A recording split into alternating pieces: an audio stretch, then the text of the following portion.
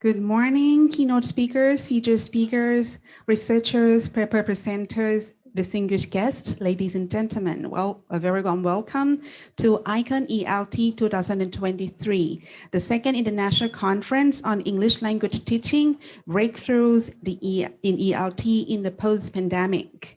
I am Ph.D. a student of Ph.D. in English language teaching, Faculty of Humanities and Social Science, Buriram Rajabhat University, Thailand, and I'll be the Master of Ceremony for the morning's event.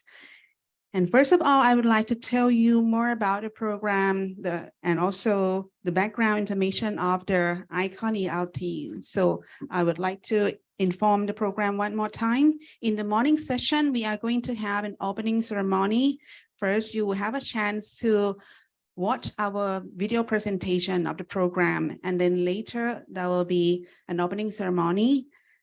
Associate Professor Dr. Akharapol Nermaihom, the Dean of Faculty of Humanities and Social Science and PhD Program Chair, PhD ELT Program Chair, is going to give a report speech, and later Associate Professor Malini Chutopama going to give an opening remark.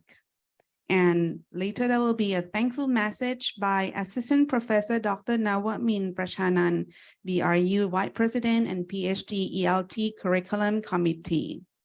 And we are going to present token appreciation to our keynote speaker and also featured speakers who are here on site. And there will be a photo session later. After that, we'll have a chance to listen to our keynote speaker. The keynote address is on Teaching Writing in the Age of World Englishes by Professor Dr. Paul K. Matsuda, Arizona State University from United States of America. And you're gonna have lunchtime from 12 to 1 p.m. Later, we'll come back for poster presentation besides our room here, and also there are oral presentation in different rooms on site and also online as well. In this year, ICON-ELT 2023 is the second international conference on English language teaching under the theme Breakthrough in ELT in the Post-Pandemic. It is held in order to insightfully study the development of world Englishes and to explore the breakthrough and innovations in English language teaching in the post-pandemic era. The PhD program in English language teaching under the Faculty of Humanities and Social Science, Buriram Rajabhat University, will provide a venue for researchers, academics and scholars to present academic and research work pertinent to ELT, which are focused on world Englishes in the post-pandemic and digital era. The symposium will also bring together top international specialists on world Englishes to debate the impact of English variations on standard Englishes and their implication for English language teaching. The main host of the ICON-ELT 2023 is the PhD program in ELT at Buriram Rajabhat University, and 6 international academic partners of BRU have also been invited to be our co-hosts in this symposium as well. So CU University, Yemen, Lotus College, Graduate Studies, the Philippines. Universitas Al Yaria Manda, Indonesia, King Abdulaziz University, Saudi Arabia, Wan Lang University, Vietnam, and Manipur University, India. And it is our honor to have well-known keynote speakers and featured speakers today. Professor Dr. Paul K. Matsuda from Arizona State University, Associate Professor Dr. Prakasit Siddhitikun from Thammasat University, Dr. Eric Ambel from Mahasarakam University, Professor Nini Lai from Myanmar, Professor Dr. Iram Gambi Singh from Manipur University, India, Professor Dr. Tariq Elias from King Abdulaziz University, Professor Dr. Kurt Candilas from Lourdes College, the Philippines, Assistant Professor Dr. Moshe Al-Jaro from Siyun University, Yemen. Assistant Professor Dr. Munmeta from Universitas Al-Azhar, Mandar, Indonesia. Assistant Professor Dr. Kampirapap Intanu from BRU. And now we have special guests with us. It is an honor for us to have Associate Professor Malini Chutopama, the President of BRU. Assistant Professor Dr. Supatra Rakkansin, the Vice President. Assistant Professor Dr. Navamin Prashanan, Vice President of International Affairs, Buriram Rajabhat University, and Ph.D. in ICON-ELT Curriculum Committee. Assistant Professor Dr. Somsak Jiwattana, Director of Academic Promotion and Registration Office. Assistant Professor Dr. Titi Panya In, Dean of Graduate Schools, Buriram Rajabhat University. Associate Professor Dr. Akarapon Maihom, Dean of Faculty of Humanities and Social Science and the Chair of Ph.D. ELT program. Assistant Professor Dr. Surashai Piyanukun, Ph.D. in ELT Curriculum Committee. Assistant Professor Dr. Shugyet Jarat, Dr. Sawarot Rung Paisan, also the ELT Curriculum Committee. Now we are going to start our opening ceremony, ladies and gentlemen. Welcome to ICON-ELT 2023 at Buriram Rajabhat University. And next, we would like to present Ph.D. ELT program video and introduce you our program. Please enjoy.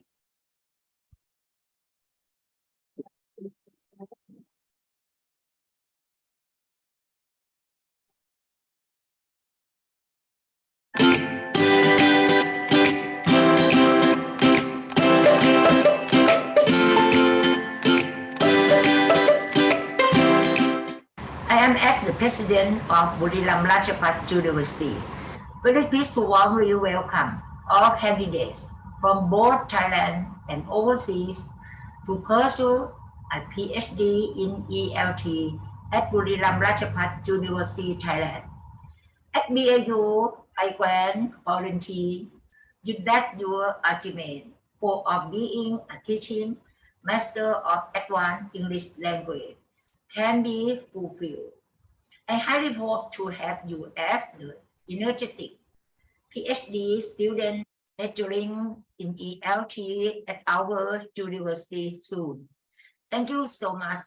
สวัสดีค่ะ You all are cordially invited to be a member of our family, a PhD program in English language teaching or ELT under the Faculty of Humanities and Social Sciences, Buriram Rajabhat University, Thailand. I strongly believe that the ELT curriculum under the PhD program offers me a lot of effective methodologies and innovation in teaching the advanced English language. All of the Thai professors teaching at BRU are so knowledgeable and competent that students can gain knowledge in their fields, which makes it possible to guide them through understanding the research process. Moreover, professors continue to support and encourage students to show their potential to the fullest extent by giving perfect pitch of advice. The PhD program in English language teaching at BRU provides me with rigorous courses and trainings by plenty of well-known visiting professors from top institutes around the world. They give me multiple global perspectives on English language teaching. We have an opportunity to learn with many well-known scholars in ELT fields from all around the world, such as Professor Dr. Paul K. Matsuda from Arizona State University, USA, Dr. Willie Renanya from the National Institute of Education, Nanyang Technological University, Singapore, and Professor Dr. Busaba Kanok Silapatham from Silapakon University, Thailand. Many more professors will be officially invited to deliver special talks on different trendy topics relevant to ELT both online and on-site at BRU campus. It's true that Friendship is a lovely relation and good relationship will support us no matter what the circumstances. The relationship of Thai and Myanmar students is unique. We care for one another. We share positive views and feelings. We learn together happily and collaborate, help mutually. Graduate School, Buriram Rajabhat University, set up smart classroom with full equipment. Students can study in very well prepared and academic environment. Besides, ELT program, Faculty of Humanities and Social Sciences prepares the HUSOC Learning Resources Center, where students can study, work, or have a meeting for the group discussion. Besides graduate school libraries, BRU also provide main libraries and IT hall for students. I am now at the main libraries. I show you inside of the building.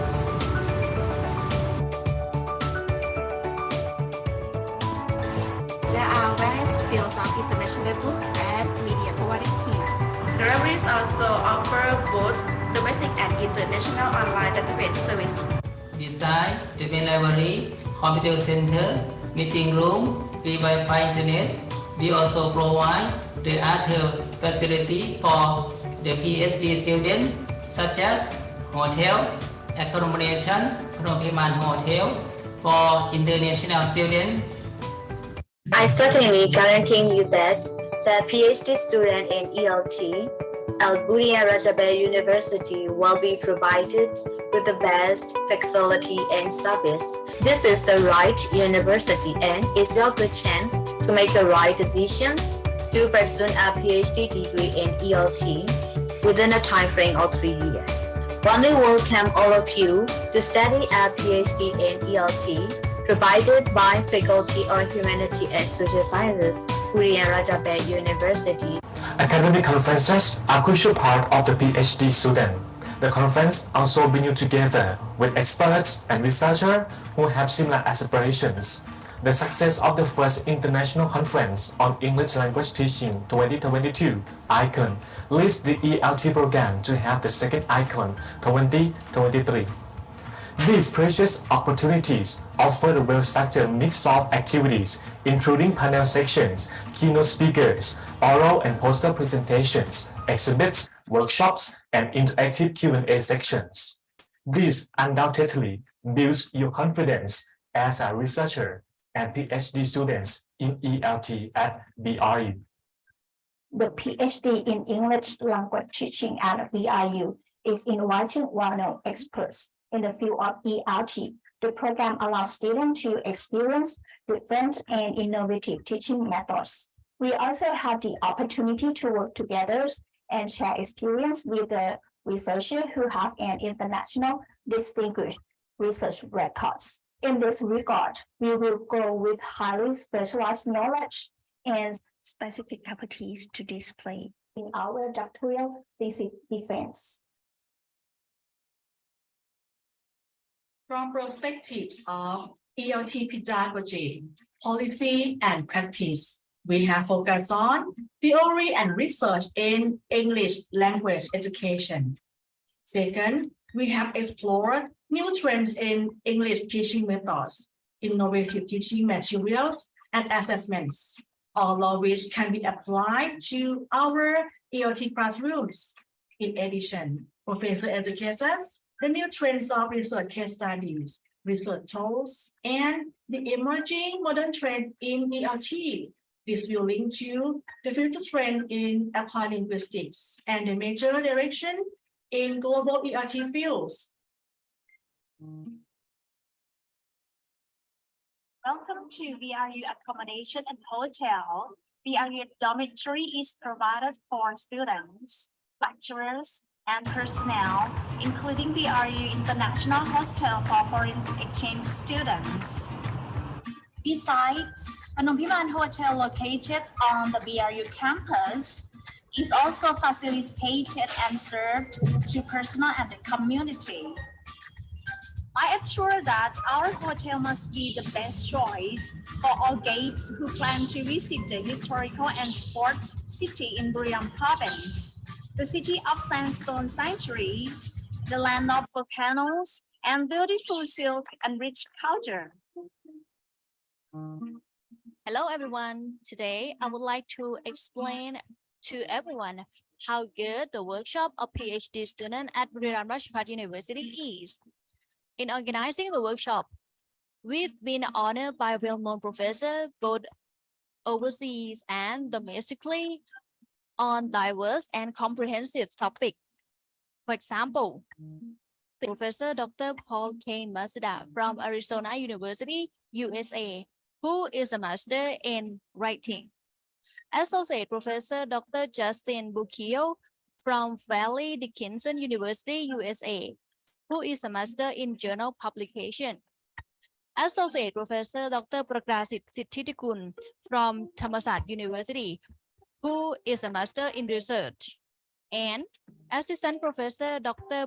Ponpimon Sukhawati from Chulalongkorn University, who is a master in English language teaching. Everyone is welcome to join integrated workshop, both online and on-site in a hybrid form. So I highly hope you will join us and become a part of our program soon. See you.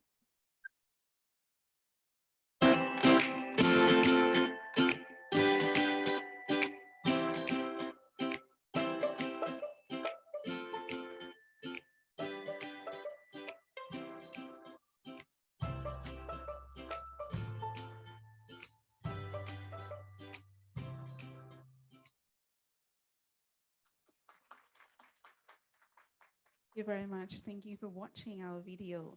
And ladies and gentlemen, it is an auspicious time now. May I call upon Associate Professor Malini Jatopama, the President of Buriram Rajabhat University, on the stage, please.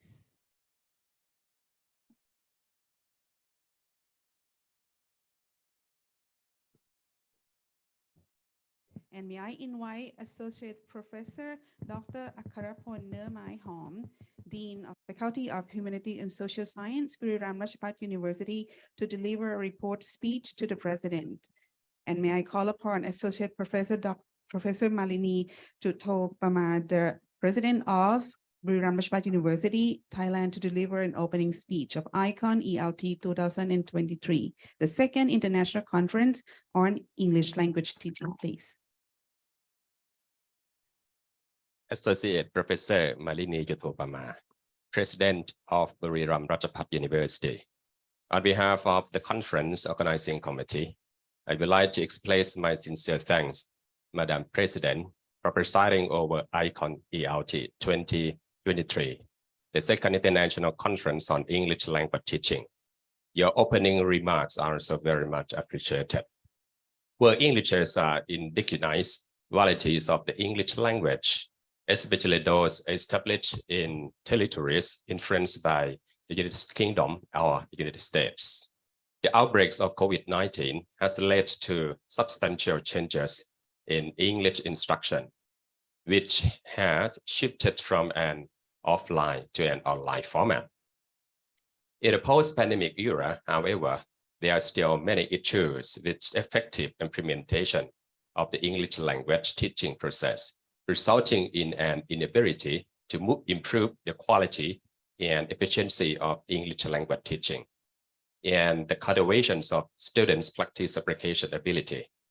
The PhD program in ELT under the Faculty of Humanities and Social Sciences at Buriram Rajabhat University was established in 2021 with the purpose of equipping PhD students with the ability to conduct research and create innovation in English language teaching, as well as developing their capability to create a new body of knowledge in ELT.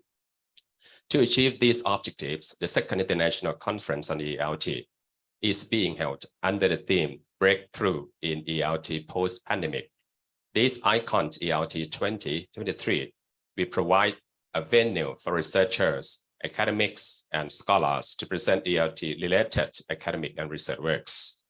The academic forums will also bring together prominent international experts on world Englishes to discuss the influence of English variants on standard Englishes and their application for English language teaching. Besides the PhD program, as the conference main host, The 6 international academic partners of BRU have also been officially invited to co-host this symposium as the following. 1. Seiyun University, Yemen. 2nd, Lourdes College Graduate Study, the Philippines. 3rd, Universitas Al-Azhar, Manda, Indonesia. 4th, King Abdulaziz University, Saudi Arabia. 5th, Wan Lang University, Vietnam. And 6th, Manipur University, India. At this academic event, it is an honor to have the distinguished keynote speaker, Professor Paul K.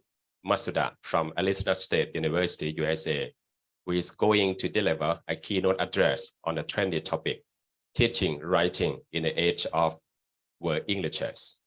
Moreover, we also have with us the well-known featured speakers at BRU campus on site.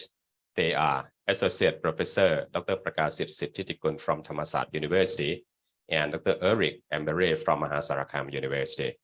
In addition, the following renowned scholars are also taking part in this ICON 2023 online as our invited speakers.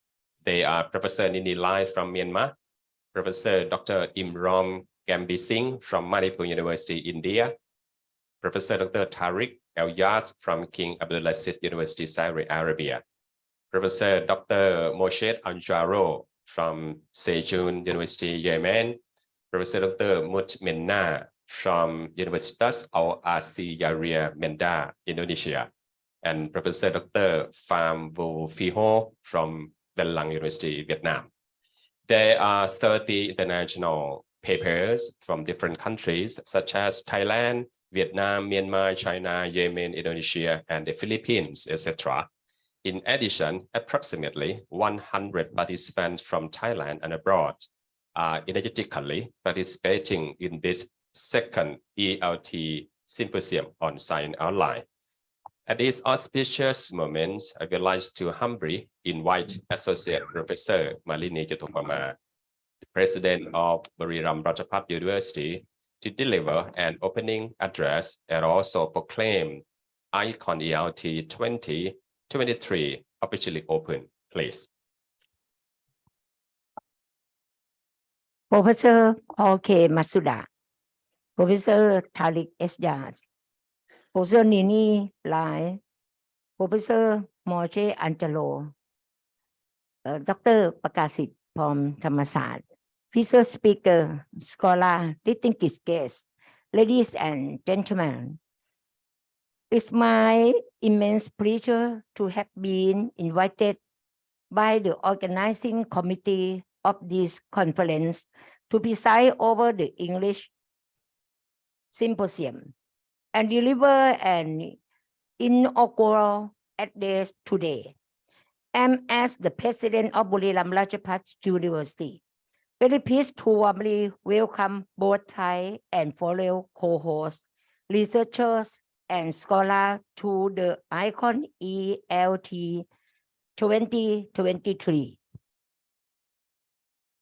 As the president of Buriram Rajabhat University, I'm very delighted to attend a cordial welcome to Thai and international co-hosts, researchers, and academic attending ICON-ELT 2023.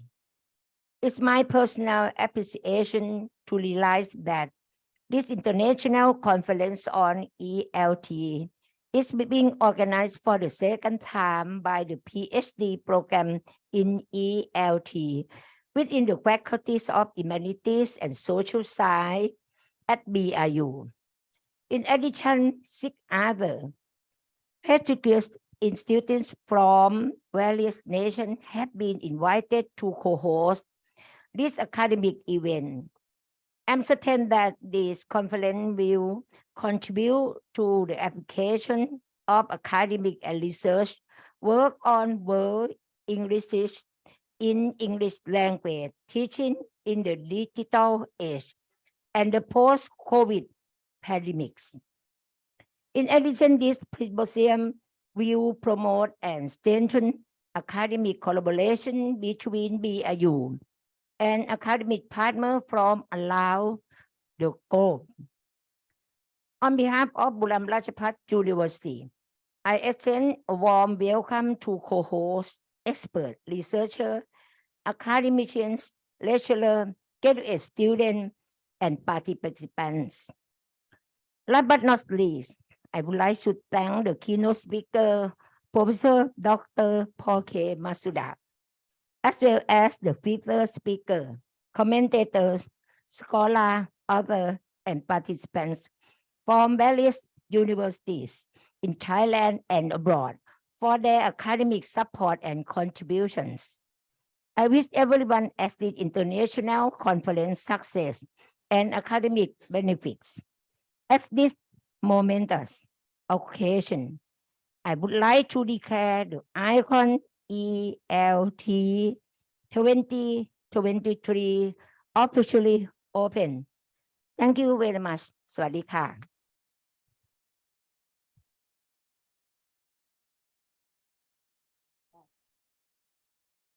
ค่ะท่านวิทยากรนะคะท่านโปเคมัตสุดะนะคะท่านวิทยากรที่อยู่ในระบบออนไลน์จากต่างประเทศหลายประเทศที่ท่านคณบดีนะคะคณะมนุษยศาสตร์ได้กล่าวรายงานตลอดจนทั้งดร.ประกาศิษฐ์นะคะที่เป็นกำลังใจให้มหาวิทยาลัยตลอดมาเราได้วิทยากรผู้เชี่ยวชาญผู้ที่ทรงคุณค่าก็อยากให้นักศึกษาระดับปริญญาเอกซึ่งที่การเชื่อว่าไม่มีกี่หลายมหาวิทยาลัยที่สามารถเปิดได้แล้วก็ตลอดระยะเวลาที่ผ่านมาน่ะท่านคณบดีนะคะแล้วก็ทีมงานต่างประเทศโดยเฉพาะท่านรองฝ่ายต่างประเทศและทีมงานด้วยก็พยายามจัดให้มีเรื่องของการนำเสนอนะคะผลงานซึ่งผลงานทางวิชาการที่จะลง journal หรือได้ยอมรับเนี่ยมันเป็นส่วนสำคัญส่วนหนึ่งของการเปิดระดับบัณฑิตศึกษาเป็นส่วนสำคัญนะคะหลายที่ทำไม่ได้แต่เราเชื่อว่าที่นี่เราเก่งเราทำได้แล้วเปิดการสอนภาษาอังกฤษไม่ใช่เปิด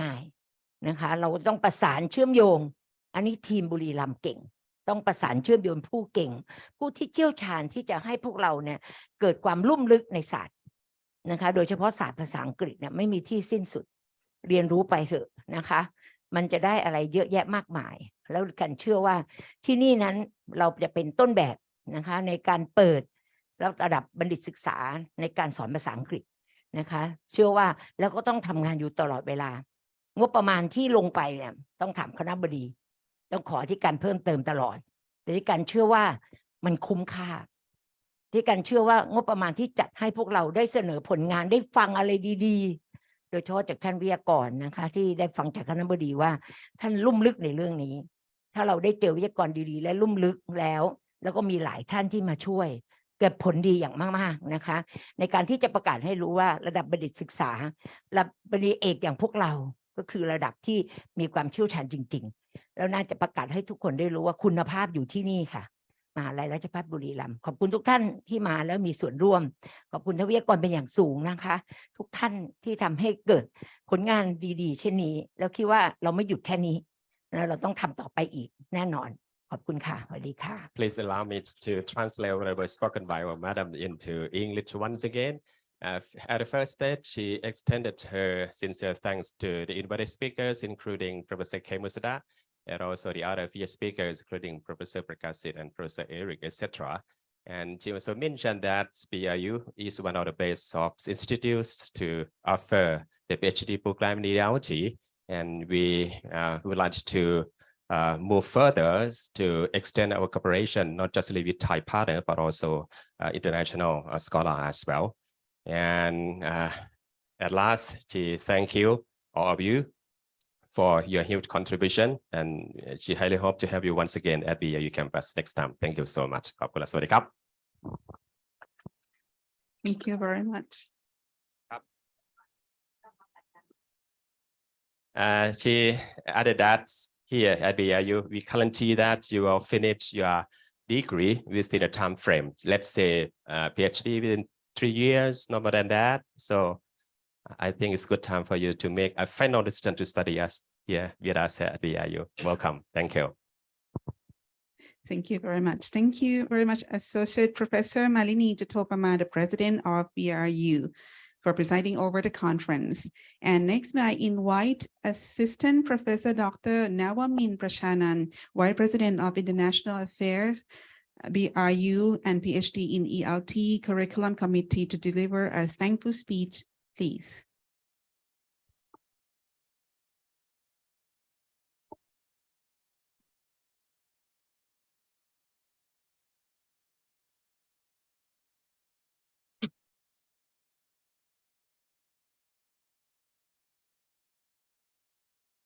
On behalf of Vice President for International Affairs and PhD in ELT Curriculum Committee, Buriram Rajabhat University, Thailand, I would like to express my deepest appreciation to Associate Professor Malini Chutopama, our beloved Madam President, for your kind acceptance to preside over the second International Conference on English Language Teaching entitled Breakthrough in ELT in the Post-Pandemic.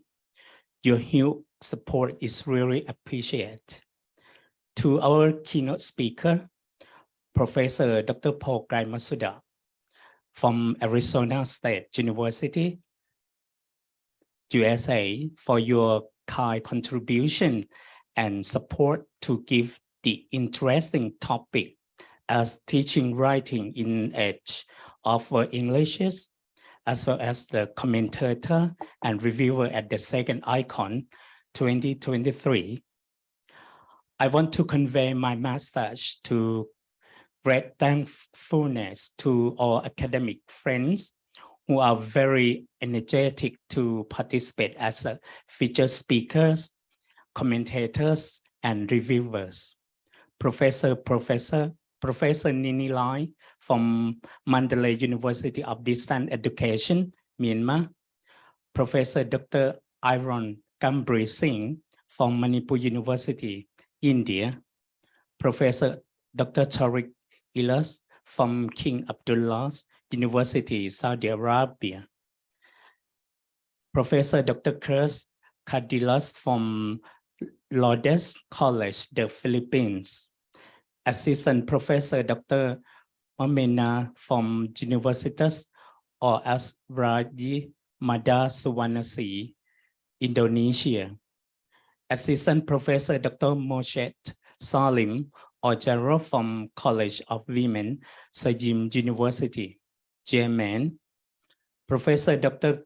Kraivin from Rangoon University of Foreign Languages, Myanmar. Associate Professor Palmwood P.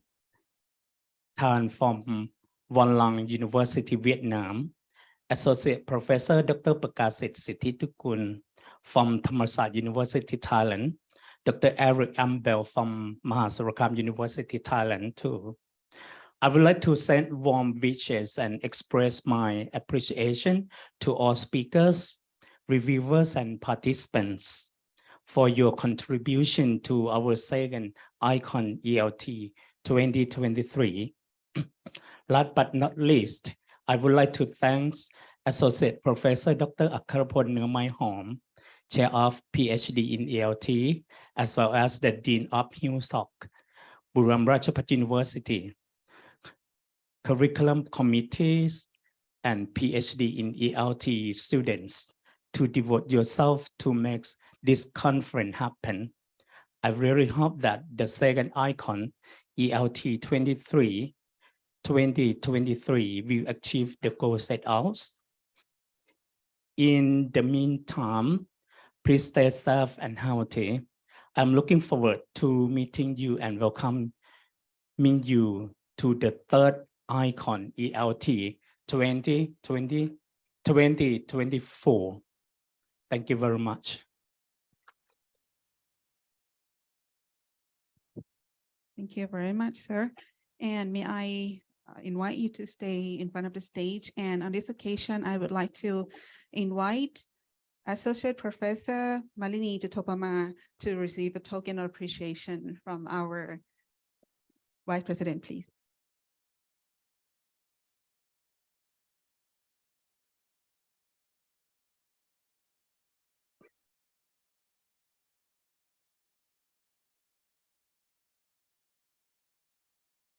Thank you very much. And may I invite the President to stay just a few minutes, because we are going to present token appreciation to the featured speakers and the keynote speakers and the featured speaker as well.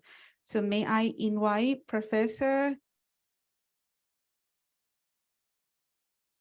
Kei Matsuda from Arizona State University to receive a token of appreciation, please.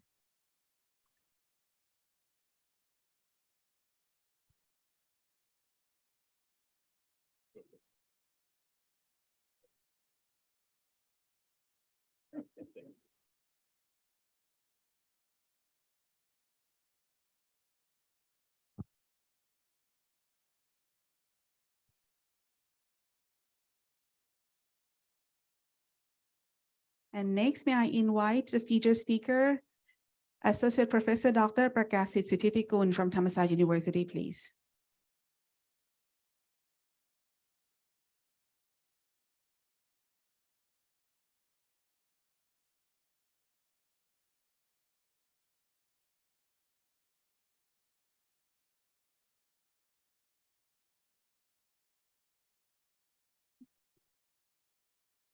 Next, may I invite the featured speakers, Dr. Eric Ambler from Mahasarkham University, Thailand, please.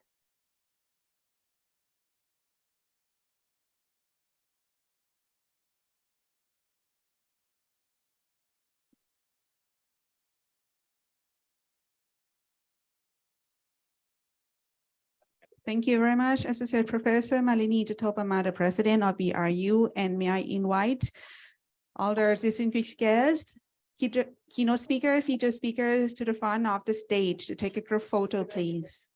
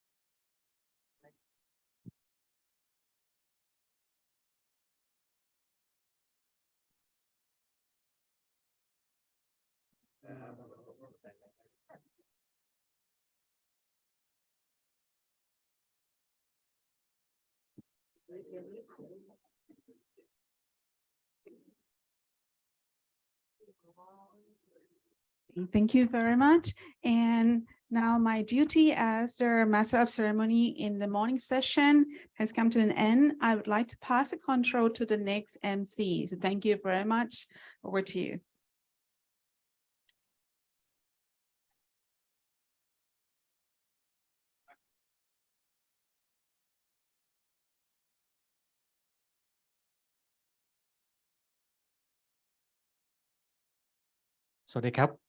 Good morning, ladies and gentlemen.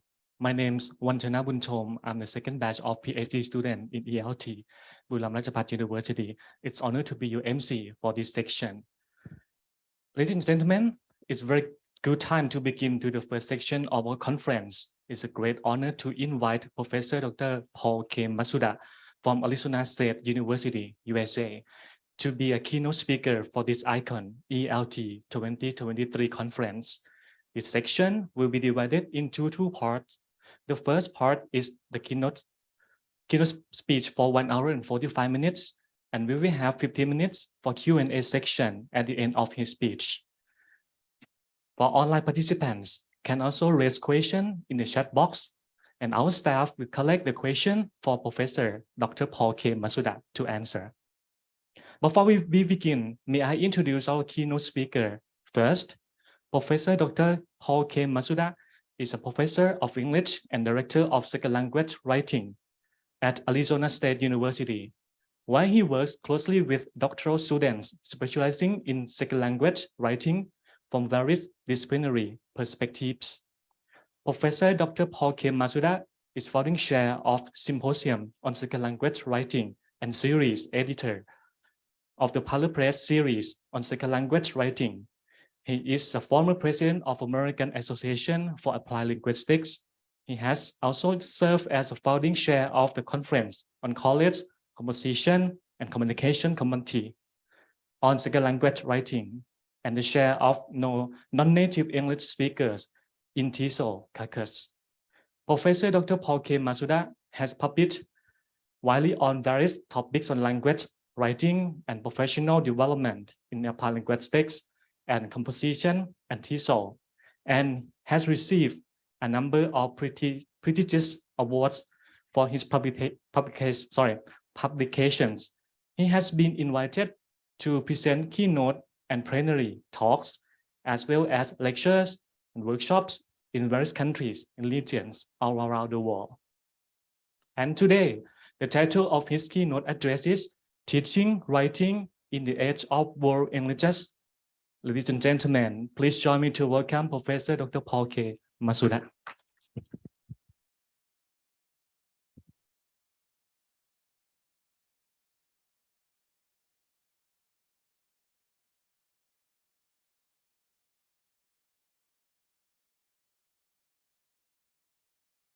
Sawasdee krap.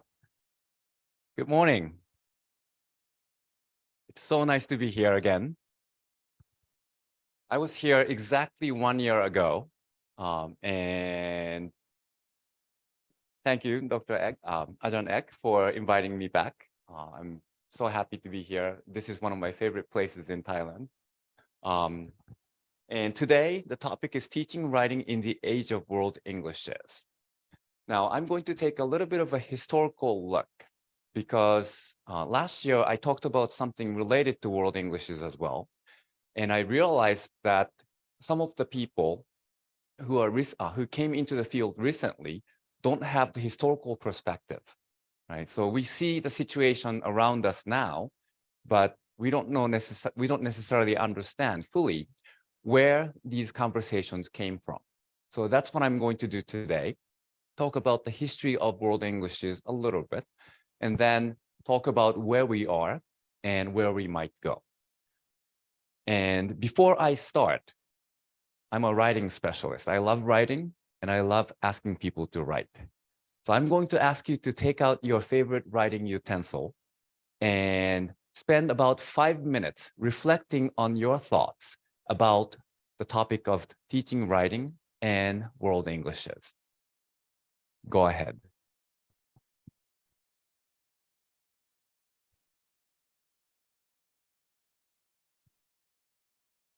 Right. Please continue to develop your thoughts throughout the talk. And if you have any questions, you can jot them down and then we'll discuss your questions at the end of this presentation. So I'm going to take you back to the 20th century. When I put it that way, it seems like a long time ago. But some of us were alive, right?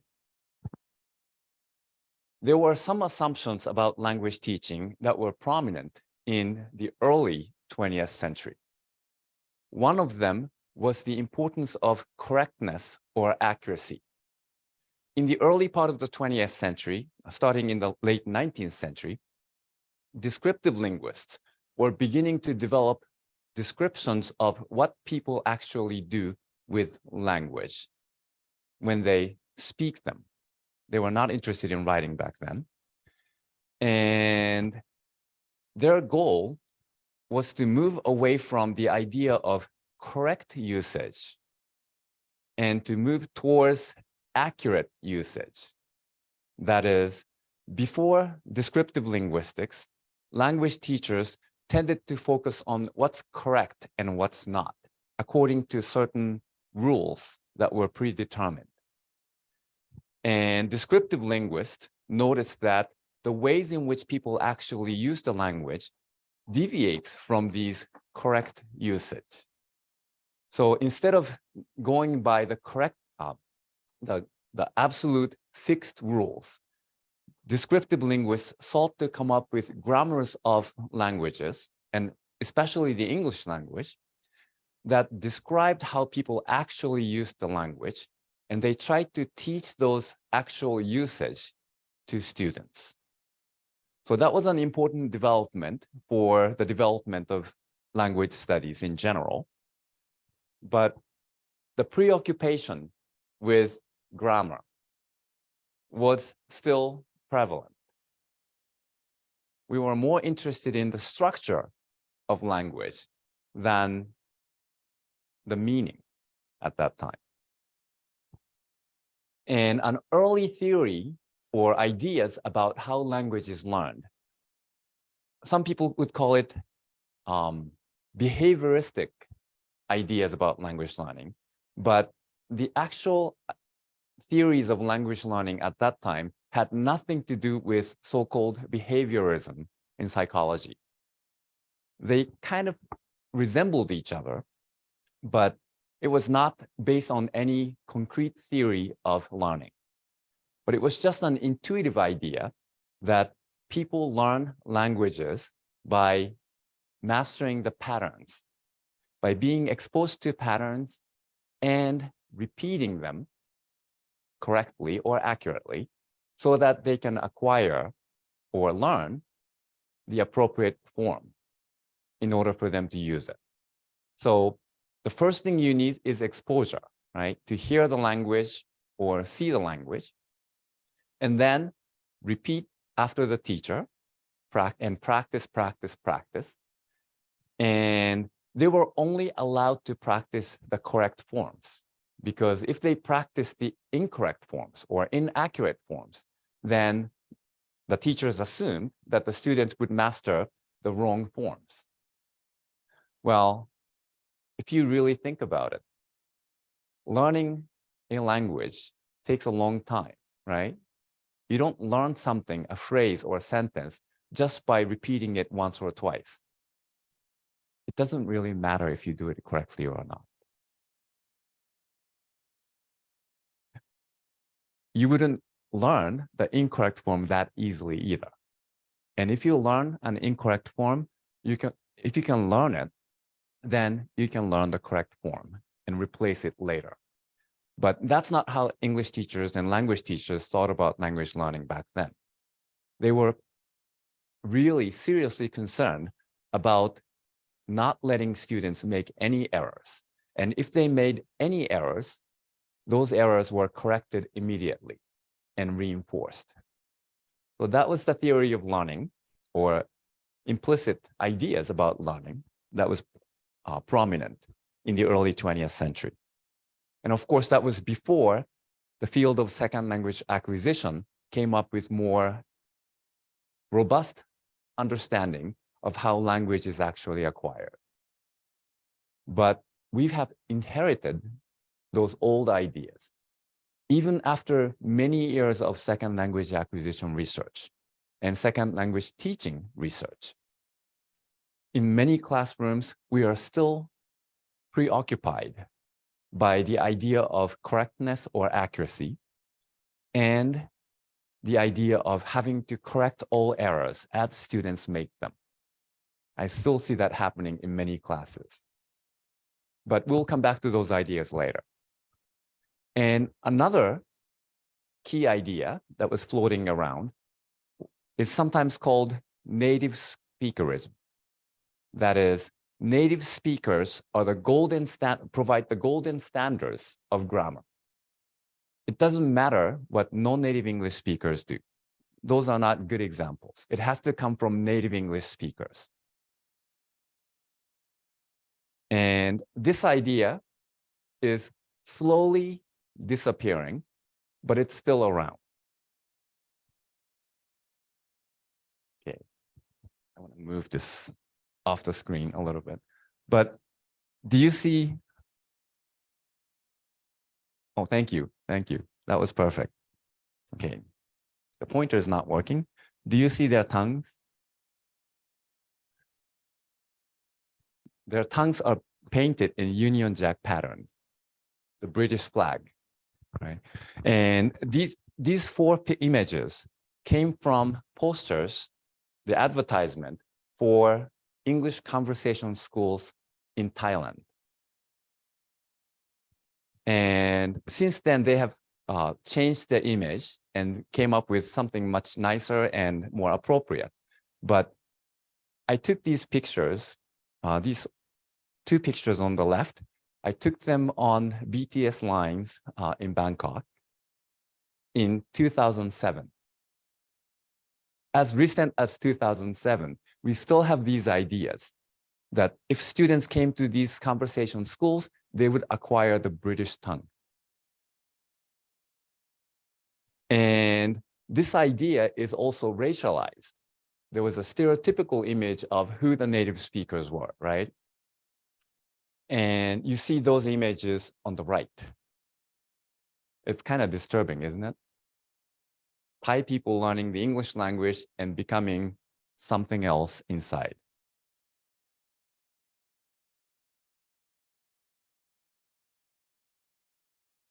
I hope this is not the ideology that we subscribe to anymore.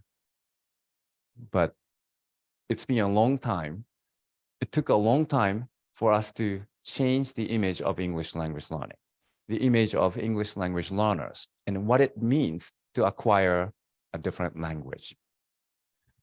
Now, in the 1980s,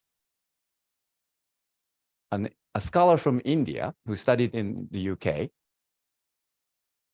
came to the fore as a proponent of what is known as world Englishes. This is Rajabhat, who passed away a number of years ago. And his ideas were not completely new. Social linguists were aware that languages change. Of course, historical linguists have been studying the language change process. But the ideology and the values that we assign to certain varieties of English were not really seriously taken in understanding how different people from different countries speak the English language, which was spread all over the world. So he came up with the idea of plural Englishes. The English language is not a monolithic, singular language, but we have British English, American English, already two of them, Canadian English, and Australian English, and New Zealand English, that's 5. And in addition to these 5 native varieties of English, there were nativized varieties of English. Post-colonial countries that adapted the English language for their own purposes, right? In order to communicate first with the colonists, but also for communication within the country among the local people, and also for communication across local context, nearby countries. And he articulated this development in terms of the 3 concentric circles of English. So the US, UK, Australia, New Zealand, and Canada would represent the inner circle of world Englishes. So these were where the English language or contemporary uses of English language started. And then there are outer circle contexts, such as India or Singapore, where English has become dominant as a mode of communication, especially among the educated class. And those people spoke English from early on, and many of them were educated at English medium schools. So they were practically native speakers of English. But the kind of English that they spoke was different than the ones that were spoken in the US, UK, and other inner circle countries. And at that time, these Englishes were not recognized as proper or appropriate varieties of English or educated varieties of English. But instead, they were street languages. They were stigmatized languages, right? And what Rajabhat did with the idea of world Englishes was to legitimize these localized varieties of English, or some people might call them Creole English, because they were varieties of English that emerged as a result of the contact between the English language and many other local languages. And in addition to articulating the outer circle varieties of English, he also envisioned a broader understanding of different varieties of English or Englishes. And that is the expanding circle context. Thailand, for example, is where people speak Thai language or other local languages, different varieties of Thai or local languages. And then the English language, for economic purposes, political purposes, and tourism purposes, became highly valued. And students are learning English as an additional language, in addition to their local languages. And they are not traditional native speakers of any variety of English, but nevertheless, many people have incorporated different aspects of English into their lives. Some people are fluent in a variety of English, even though it may not fit any of the established or described varieties of English. Other people use English vocabulary here and there, right? So there are different degrees of adaptation and usage, but nevertheless, English has become part of our lives. And when he came up with this idea in the 1980s, there was a strong resistance from English language teachers. Rajabhat and his colleagues tried to establish an interest section at TESOL. An interest section is the unit that TESOL uses in order to organize certain academic contents. So they proposed World Englishes as one of those groups, and it was rejected because many people panicked. What are you talking about? We need to stick to the standards, good varieties, right? Privileged varieties. They didn't say privileged varieties, right? So they thought of World Englishes as the deterioration of standards. And so Raj and others gave up, and then they created their own association, which is the International Association of World Englishes. And guess what happened? It took off, became vastly popular and influential. It changed the whole world. And now it's highly welcomed by TESOL. So the things have changed, but it took a long time for that transition to happen. And we still encounter these resistance here and there. And it's not as violent or emotional or strong as it used to be. But when the idea of accepting or understanding or incorporating different varieties of English are raised, some people tense up. Do I have to change my curriculum? Do I have to change my textbook? Do I have to change 3 different varieties of English in order to qualify, right? People don't like change in general. And there were some limitations to the earlier articulation of World Englishes. One of them is, of course, the idea was mostly focusing on issues that are relevant to India, Singapore, and many other post-colonial contexts. And expanding circle was posited as an idea, but many people said, well, but expanding circle context doesn't really have a variety of English. Everybody's speaking the way they do, or maybe it's just a negative transfer from their L1, right? So it was more, it was easier for people to accept the idea that outer circle contexts have their own varieties of English, and they should be recognized as legitimate, rather than being completely dismissed or stigmatized. But when it comes to expanding circle countries, that idea was not as easy to accept. So you would hear phrases like, or words like Chinglish, or Tinglish, or Konglish, or Panglish, or Japanglish, or whatever it is, right? And usually, in order to make fun of the accented English that were spoken by non-native speakers of English from expanding circle countries. And one of the reasons that accounts for it is because there are no codified linguistic varieties in these contexts. There were no grammars of Thai English, right? And if there were books in the 1980s and early 1990s about Thai English, it was usually a collection of funny errors to make fun of it, rather than to recognize it as a legitimate use of English. And of course, the goal was to move away from these funny Englishes to move into more legitimate varieties of English, which usually were the inner circle varieties and not outer circle varieties. Many people still resisted the idea that Indian English should be part of our English language teaching curriculum, right? But, and also,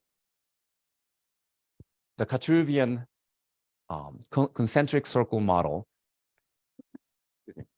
was a historic representation and geographic representation. It was talking about how the English language spread and became recognized gradually. But today, or since then, globalization sped up. Today, many people are talking about transnationalism. It's not just international, but we transcend national boundaries. So we might have people from Cameroon coming to Thailand and teaching English language teaching, right? And that's part of our reality. We have come to accept those realities. And so the traditional model that's geographically bound and historically bound does not explain fully the current situation that we live in. And in order to account for some of these changes and also to respond to earlier criticisms, there were many different ideas and studies that were conducted. And one of the breakthroughs in world Englishes was the idea of intelligibility and comprehensibility. And Larry Smith is one of the scholars who developed this idea. And intelligibility means being able to understand what words are being spoken. So it's more about pronunciation originally. And but also in reading, if your handwriting is really bad, or if sometimes people can't read your handwriting, right? Or spelling is so jumbled up that you can't really recognize what word is being written. So it can be applied to orthography as well. But intelligibility is important. But just because you can understand the words that people are speaking doesn't mean you can understand the meaning, because the vocabulary may be different, or the usage might be different. Right? So in addition to intelligibility, which is accuracy of pronunciation, the emphasis should be on comprehensibility. Do people actually understand what you're saying? And sometimes people understand each other despite the lack of intelligibility. You can actually understand each other without understanding the language that they are speaking. based on the situation, based on gestures, facial expressions, and many other things, right? So the emphasis was shifting from pure structural aspects of language to the functional aspects of language and communication. And at about the same time, the idea of communicative competence was becoming more and more important. That is, the ability to communicate is not only based on our linguistic proficiency or the knowledge of grammar, but we actually need to understand the sociolinguistic context. We also need to understand how people use discourse, how we put together ideas and arrange them and present them, right? And we also need to understand that sometimes what we say is not exactly what we mean. For example, a classic example from pragmatics is that if you are at a dinner and a guest says, "It's cold here." And if the host said, "Yes, I agree," or "You're right," now that would be completely wrong, right? Wrong kind of response. The right response in that situation would be to take it as a request, not as a statement, and then adjust the temperature for them. So understanding language and communication from a much broader perspective was part of the shift from the traditional view of language teaching to the world Englishes and more communication-oriented view of language teaching. And the dilemma of the expanding circle countries or contexts and expanding circle varieties of English was addressed by the notion of functional varieties of English. That is, there are linguistic varieties of English that are codified, that can be codified and described. And then there are situational and functional uses that are typical in a certain context. And if you think of how Thai people use language, the English language, among friends sometimes, right? Or how taxi drivers communicate with people. They don't necessarily speak proper English. The structure may be completely different. Vocabulary may be slightly off compared to the native speaker norm. But still, people can get the message across and get things done, right? So it's not language, knowing some grammar and vocabulary can be important. But what's really important in the end is not how many words you understand, but how many things you can accomplish by using those resources. And another idea, so functional variety, articulating the idea that language is not just about the structure, was an important move forward in understanding the English language in expanding contexts, expanding circle contexts. Another development started happening in Europe. In Europe, there are many different countries, and with the formation of EU, they needed to communicate with each other and develop language policies. So they came up with the idea of plurilingual policies. Everyone in Europe should be educated in 3 languages. One, their local language.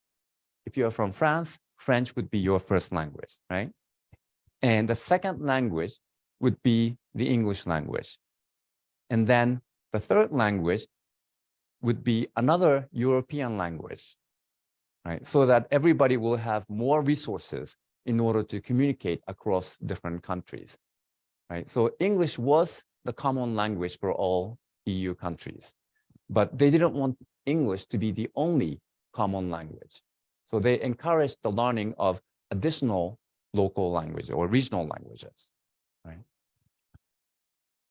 And they started describing how people in Europe used the English language and tried to determine whether there were common features so that they can describe them and then make them available to European learners of English. Now, that was the development of English as a lingua franca, ELF. So world Englishes started from the inner circle and then started looking at the expanding circle and reached toward, outer circle and then reached towards the expanding circle. ELF approached it from the other way around, starting from the outside and moving inward, but not too far inward.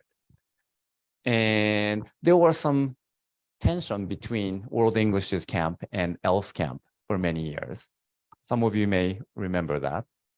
But for about 10 years, we haven't seen any tension or conflict because in the end, people approaching the notion of different Englishes were basically trying to accomplish the same thing.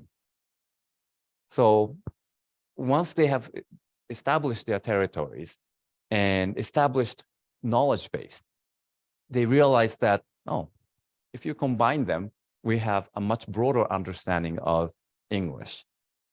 And that's when we started shifting towards English as an international language or English as a global language. And in that context, some researchers, especially native speakers from the UK, interestingly, like Henry Whittleson and David Gladwell and David Crystal, started arguing that the English language no longer belonged to people from the UK, but English belongs to everyone who uses it, regardless of what variety of English they use, regardless of whether you come from outer circle countries or expanding circle countries. So with these statements coming from inner circle context, people's attitudes started to change. But what's interesting is that there are always people who go back in history without realizing that these developments have happened. I looked up this phrase a few days ago and found one article at least that argued that this idea of English belonging to all its users doesn't apply to expanding circle countries because there are no linguistic varieties of English. Some people need to read more broadly. And then there are creative uses of English. Instead of just following the rules strictly, some people started using English for fun and started changing it. One good example that I found in Thailand was this poster. This was also around 2007 when I started coming to Thailand. And as I was traveling to different parts of Thailand, I noticed this big blue sign from DTAC, one of the major phone companies. And at the bottom, what do you see? Feel good journey, right? Now that feels good, doesn't it? And it kind of has the ring of Thai language. And so I latched onto it. I thought it was really clever. So we can change the English language because we are not borrowing the language from somebody else. We don't have to use it properly according to their rules. We can use English creatively to accomplish our own purposes. And more recently, many scholars in applied linguistics and many other fields have been talking about translanguaging. The idea that the boundary between one language and another is rather superficial. And in fact, if we are multilingual users of language, we are actually using all the language resources in our head all the time. And there is a biological and medical research that supports this idea. In bilingual development research, one of the scholars from Canada, I forgot her last name, Biolistock, did some research on Alzheimer patients. And what she discovered was that people who are fully multilingual, that is, people who are capable of using multiple languages efficiently, were able to defer the onset of Alzheimer by 5 years. That is, they would still have Alzheimer, but they won't see the symptom for 5 years. Now that's a significant gain, isn't it? And it's similar to people who use puzzles. If you use your brain actively, if you keep your brain active, then Alzheimer is going to affect you much later. And what that means is that using multiple languages taxes your brain. You are using your brain a lot more than people who only speak one language. And bilingual education research and research on bilingualism have also shown that bilingual children tend to have more creativity. If you gave them the same problem to monolingual children and bilingual children are more able to come up with different creative solutions to the problem than monolingual children. So that's another evidence that being able to speak multiple languages is good for you. It's good for your brain. And the reason that you can do that, you can come up with more ideas, is because you are constantly using your brain in solving problems in multiple ways. That when you see a new problem, you are already used to solving complex problems in multiple ways. And of course, people who are interested in bilingual education or who have traditional views of bilingualism might say, well, then how come their onset of speech is delayed? Some bilingual development research have shown that bilingual individuals may have a longer silent period than monolingual speakers. And that's because if you have multiple languages, you have to work harder. So initially, you need to work harder in order to be able to apply your cognitive skills. But once you have become proficient and comfortable with having multiple languages, then you can solve problems much quicker. So it might be slower at the beginning, but the gain in the long run is much better. Anyway, I digressed a little bit, but so we are constantly using multiple languages. Sometimes we see them manifested in our speech.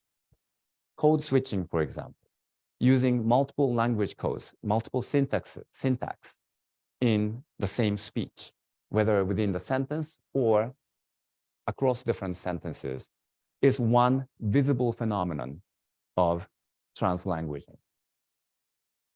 But even when it's not visible, it doesn't mean we are not using other language facility. And one explanation of how we choose vocabulary, for example, is that you see this bottle, right? And how are you going to describe what's in it?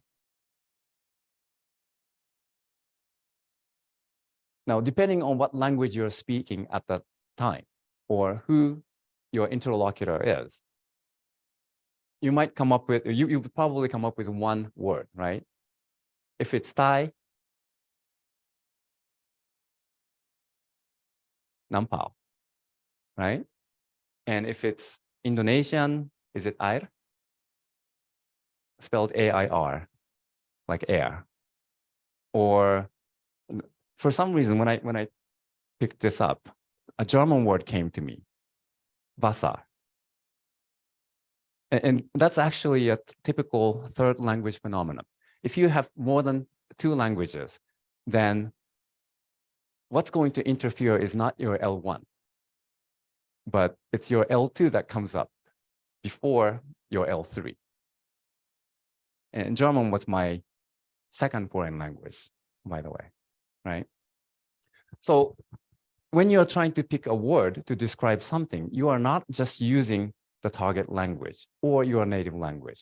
You are actually choosing and eliminating from all the words that are associated with that phenomenon or substance in all the languages that you know. So it takes more cognitive efforts, again, but once you get used to it, it becomes second nature. We don't even think about it.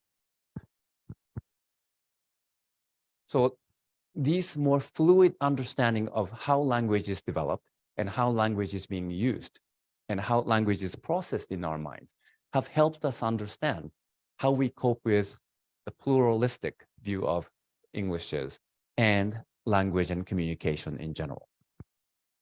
So back in the 1980s, the idea of world Englishes was a far cry. It was a dream. It was an ideal.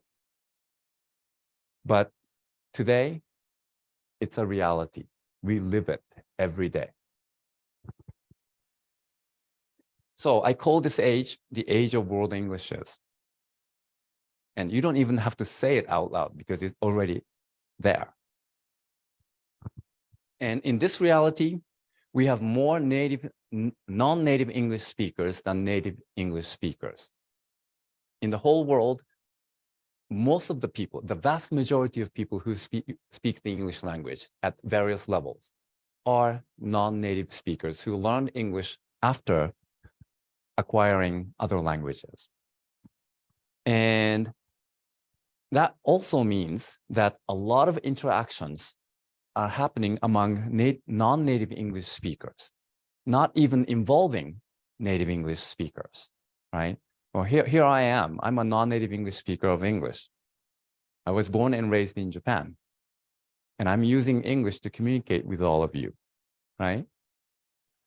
And there are more non-native English speaking teachers than native English speaking teachers as well. And as I said earlier, the English language is no longer just for communicating internationally when you travel to the US or when guests come from the UK. But we use the English language sometimes within our own countries. In the Philippines, for example, there are different languages that are spoken in different regions. And Tagalog is the official language, but there are people who don't speak Tagalog, or there might be different attitudes that people have towards dominant languages. So the English language sometimes acts as neutral common language for international communication. And the English language is no longer the only option. We can mix different languages. And if you go around Thailand, in this town, for example, there's a cafe called Suki desu, which is Japanese. It means I love you, right? So you can find different languages being incorporated into our daily lives, not just the English language.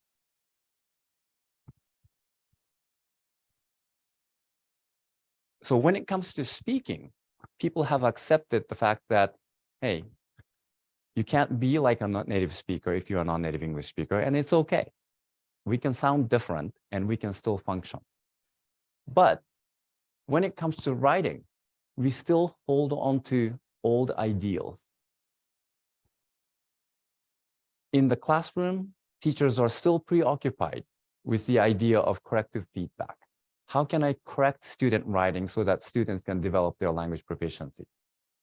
And if you look at publications related to second language writing, even though corrective feedback is only one aspect of what we do, it dominates the publication scene. And it's so dominant that journal editors are very careful about accepting manuscript related to corrective feedback because there are just so many of them. And they don't want to give all the space to just one topic.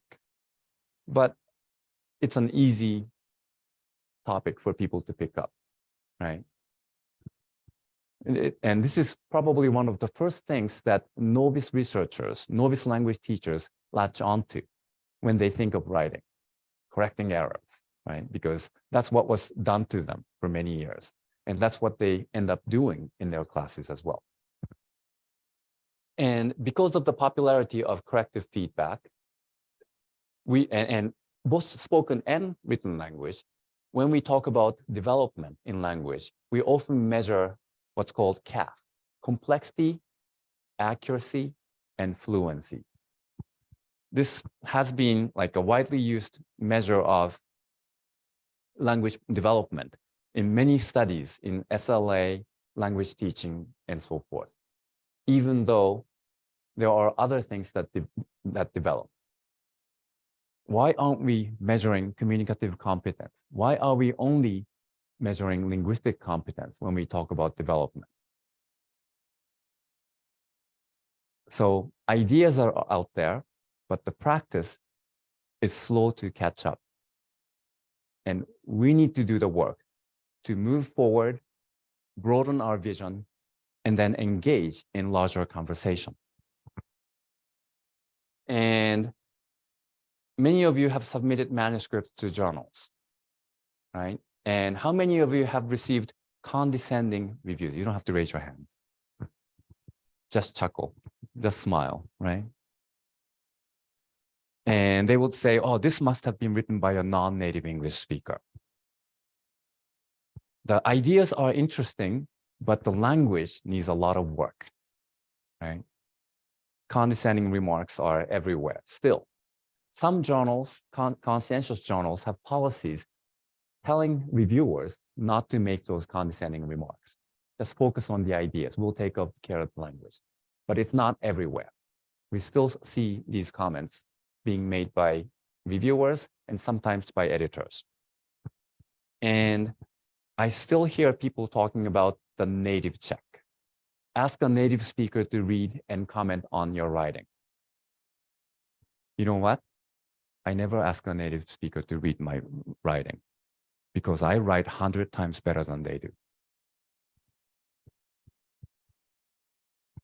And TESOL, which was not happy with the idea of world Englishes as one of the interest sections in the 1980s, came around and issued a position statement in 2008.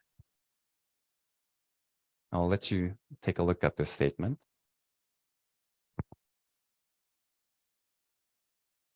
Is mine? No, it is.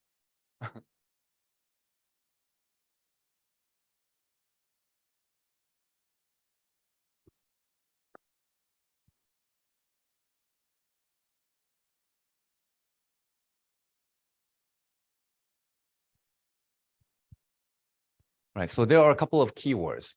One of them, of course, is world Englishes. So all recognition and appreciation of all varieties of English, including dialects, Creoles, and world Englishes. And as you recall, world Englishes include inner circle varieties, outer circle varieties, and functional varieties in the expanding circles.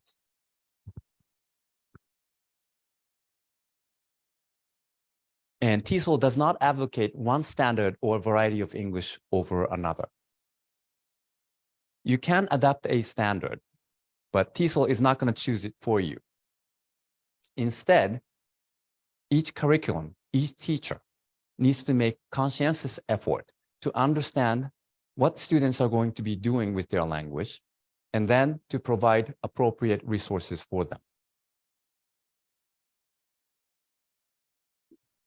So the relevance to learners is the most important thing. Now, how do we accomplish this? How do we apply the teaching English as an international language paradigm? So here are some ideas. First, it's important to expose students to multiple varieties of English so that they know that there's no single standard that works in all contexts. And that might mean including reading materials that are written in India and written and published in India. Or there are newspaper articles, Thai English newspapers, right, written by Thai people. So those would be great examples. And there are informal communications online, Facebook posts or blogs, websites that might provide sampling of different varieties of English in written language. Although written language tend to be edited to the specification of more traditional varieties of English. And also in our curriculum, we should include cultural materials from diverse contexts. We can't just read and write about what's happening in the US. When students are interested in communicating within ASEAN contexts, right? So talk about what's happening locally, regionally, and show students how people are actually using English to accomplish their own purposes so that they can envision themselves being one of those people in the future. And we also need to instill an understanding of the politics of EIL. Just because we as a field have, no pun intended, we, World Englishes, as we as a field have accepted the idea of plural Englishes, doesn't mean the general public will understand it, right? So when students encounter those situations, they need to be able to assess what the situation is so that they can decide how to respond appropriately. And when students are taking tests like TOEFL or what's the other one? IELTS, probably using a different variety of English is not what they are looking for, right? So there are situations, times and places where a more privileged varieties of English comes in handy. And here's another idea, which I developed in 1997. And this was actually one of my first published articles in the Journal of Second Language Writing. Traditionally, people imagined L2 writing as L2 writers assembling their resources together and presenting something that resembles the L1 standards, that meets the L1 standards. And the L1 readers, native English speakers, are going to read student writing and say, oh, that's not how we say it. So they're going to evaluate student writing against their own assumptions, their own cultural backgrounds, and so on. Now, a different way of understanding the communicative situation, which takes both the writers and readers as equals, would be that we all bring different backgrounds to a communicative situation. So what we write is going to reflect who we are, what we know, how we talk and how we write. That's inevitable, even though we may adjust for the audience so that we can communicate better. And the readers are actually supposed to be doing the same thing. They are bringing in their own biases and assumptions. And instead of taking native English speaker standards as the golden standards, the absolute rule, we need to see them as the reader's biases. And they need to negotiate it. They need to compromise. They need to develop the ability to understand texts that deviate from what they are used to. That's part of development. So it's not just the L2 writers that have to change. It's also the readers who need to have a better understanding of how to interact with people in the age of world Englishes. And as a result of the negotiation between the writers and readers, we come up with a hybrid genre or hybrid language. So every time we communicate with each other, we are actually changing how collectively we communicate and we use the language. Now, one of the examples that I use often is I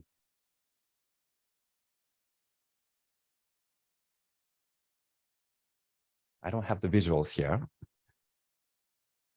I'm loving it.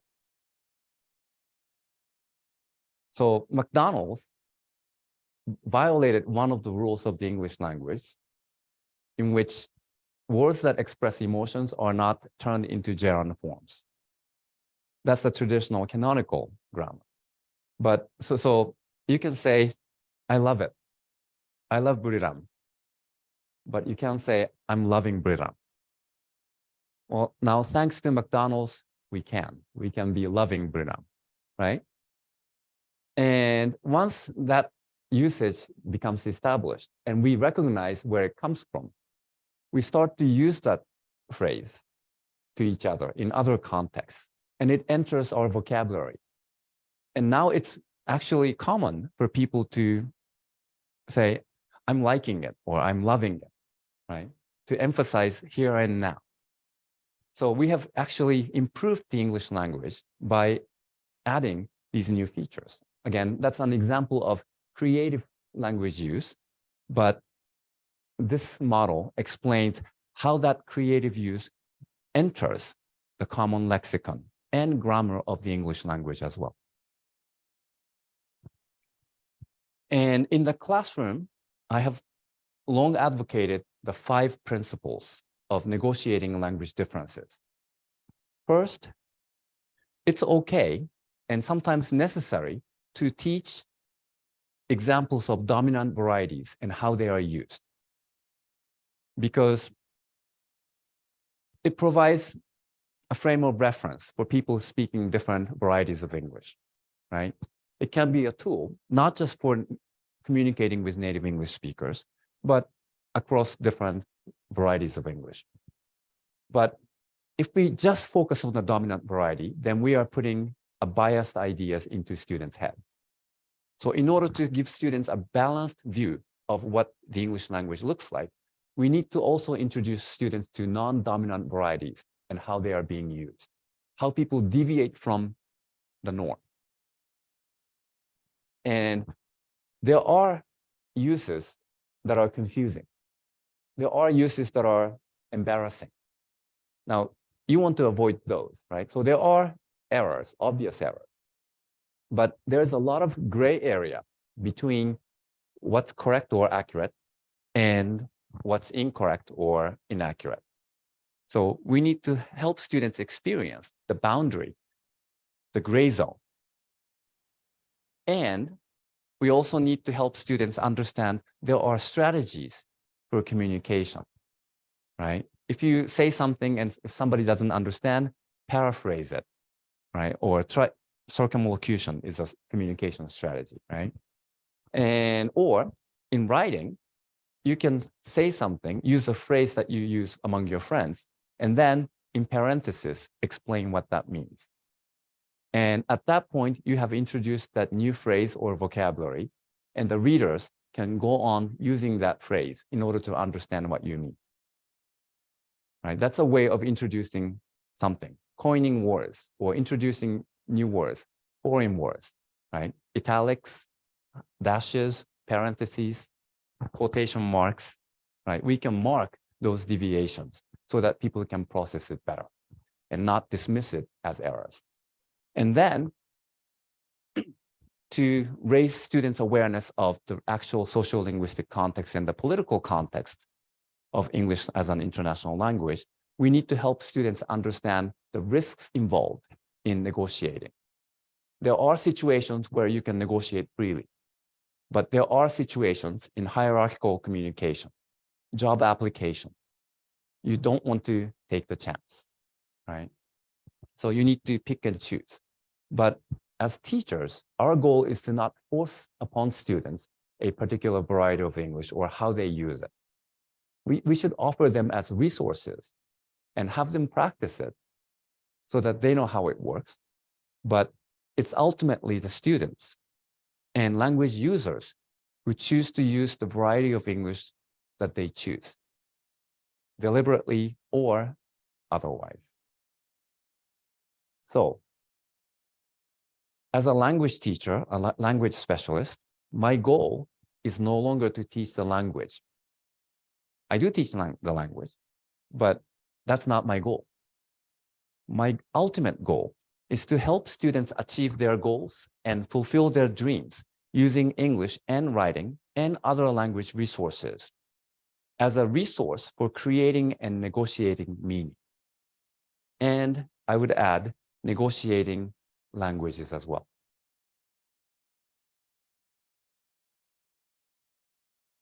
Khop kap. Thank you.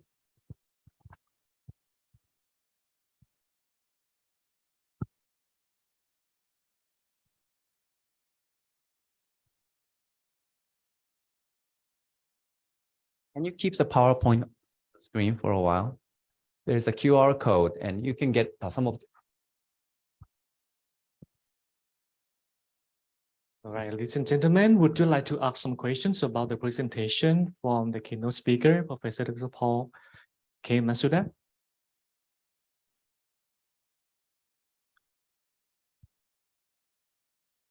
Yes.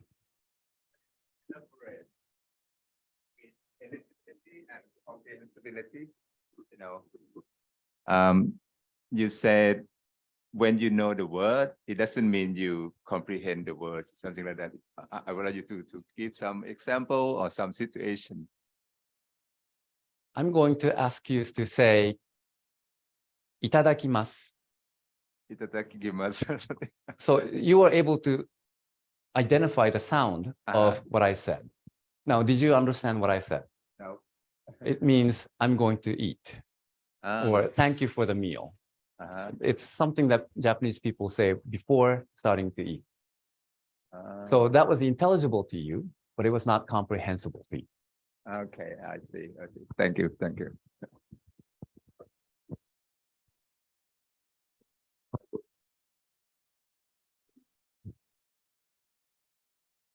Okay, one question for Ajahn Yuthachak.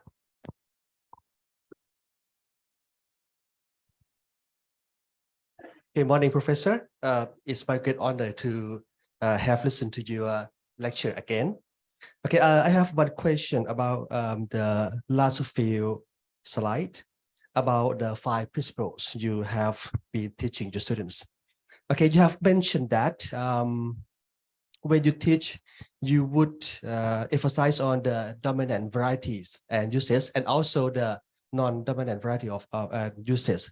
Okay, my question is, okay, when we introduce to our students the non-dominant varieties, our students seems to be prefer the non-dominant because it seems to be easier than the dominant ones. Okay, and they would pay attention to the non-dominant. Okay, for example, my Thai students, when we introduce the way to write in English, okay, to communicate with some Thai varieties, okay, it would be easy for them, okay, and then they will not pay attention to the dominant varieties. Okay, so my question is, how would you make a balance between the dominant and non-dominant ones? Okay, thank you. Right. So presenting is one thing. What students do with it in their lives is something completely different. It's the student's job to balance it, not ours. And we can ask students to practice using certain structures that are dominant. And we don't necessarily have to have students practice non-dominant forms. It's perfectly okay to teach the dominant form, but not to expose students to how people use language differently. Is if we don't expose students to these variations, then we are not doing our job. Thank you very much. You're welcome. Thanks for the question.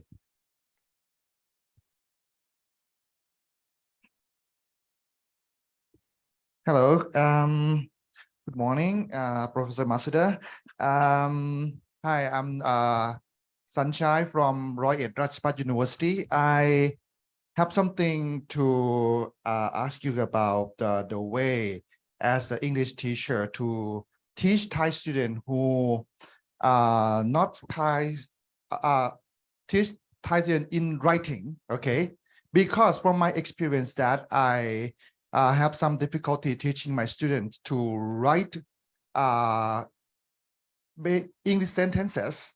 They have got some difficulty because of even me or even my student, we tend to rely on correctness of written language. So I usually have them doing the written drill, kind of like emphasize on structure of sentence. So could you please suggest me as any alternative way to enhance the way that we can have the student to write English with a more enjoyable way than the way of traditional, let's see, the word, the descriptive linguistics that you mentioned earlier. Okay, so thank you very much for any insight or suggestion that you would have. I love that question. Thank you. Now, this may sound paradoxical, but the more we try to accomplish A, the less we accomplish it. But if we try to do something else, that A might be accomplished naturally. So if students can't write a sentence because they don't have the correct structure, they struggle because they can't write it correctly, so they stop, right? And having them practice the structure actually is going to prevent them from moving forward because they're not learning that structure, therefore they can't produce it, but we keep commenting on those structures and reminding them that they're not doing it right, right? So let's not focus on the structure first. Have them just write something that's meaningful to them and focus on the meaning. Accept whatever structure that they use in order to accomplish those goals.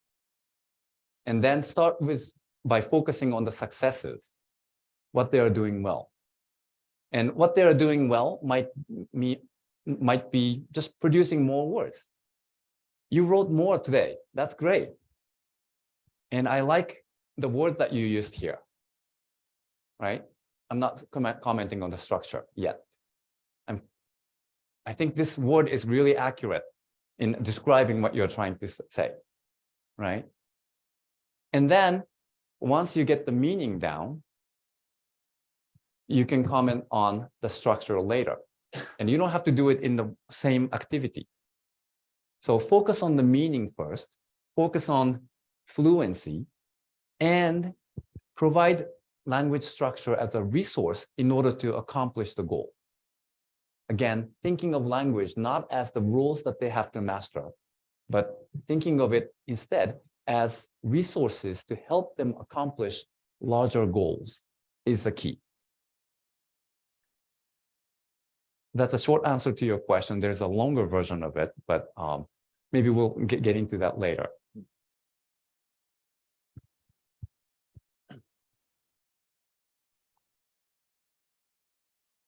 Good morning, Professor. Thank you very much for your insightful presentation today, Professor. I would like to know that recently I have heard about AI, artificial intelligence, that can help a lot in writing. Here, I'd like to know how the ChatGPT applicable to a writing skill. Please, may I know, Professor? Right. Yeah, there are lots of things you can do with ChatGPT. And the immediate application people think of is to ask ChatGPT to do the writing for you, right? Students might do that in order to produce something and submit it as their work. Now, that's a problem. But they can also use ChatGPT to learn or assist with the process. They can ask ChatGPT to come up with 5 different ideas related to a topic. And then they can try to put them together in their own writing, right? So that's using ChatGPT for brainstorming. Or one of my favorite activities is to have students be the expert. Now, when was the last time your student felt like an expert, right? I would ask students to find a topic that they are confident in and comfortable with. and then ask ChatGPT to explain the concept to them. What they will probably find is inaccuracy of information. Now, most people, I don't know about you, but most people, if they see inaccurate information about something that they know really well about, they would want to talk back. So they would say, students would say, hey, ChatGPT, you're wrong.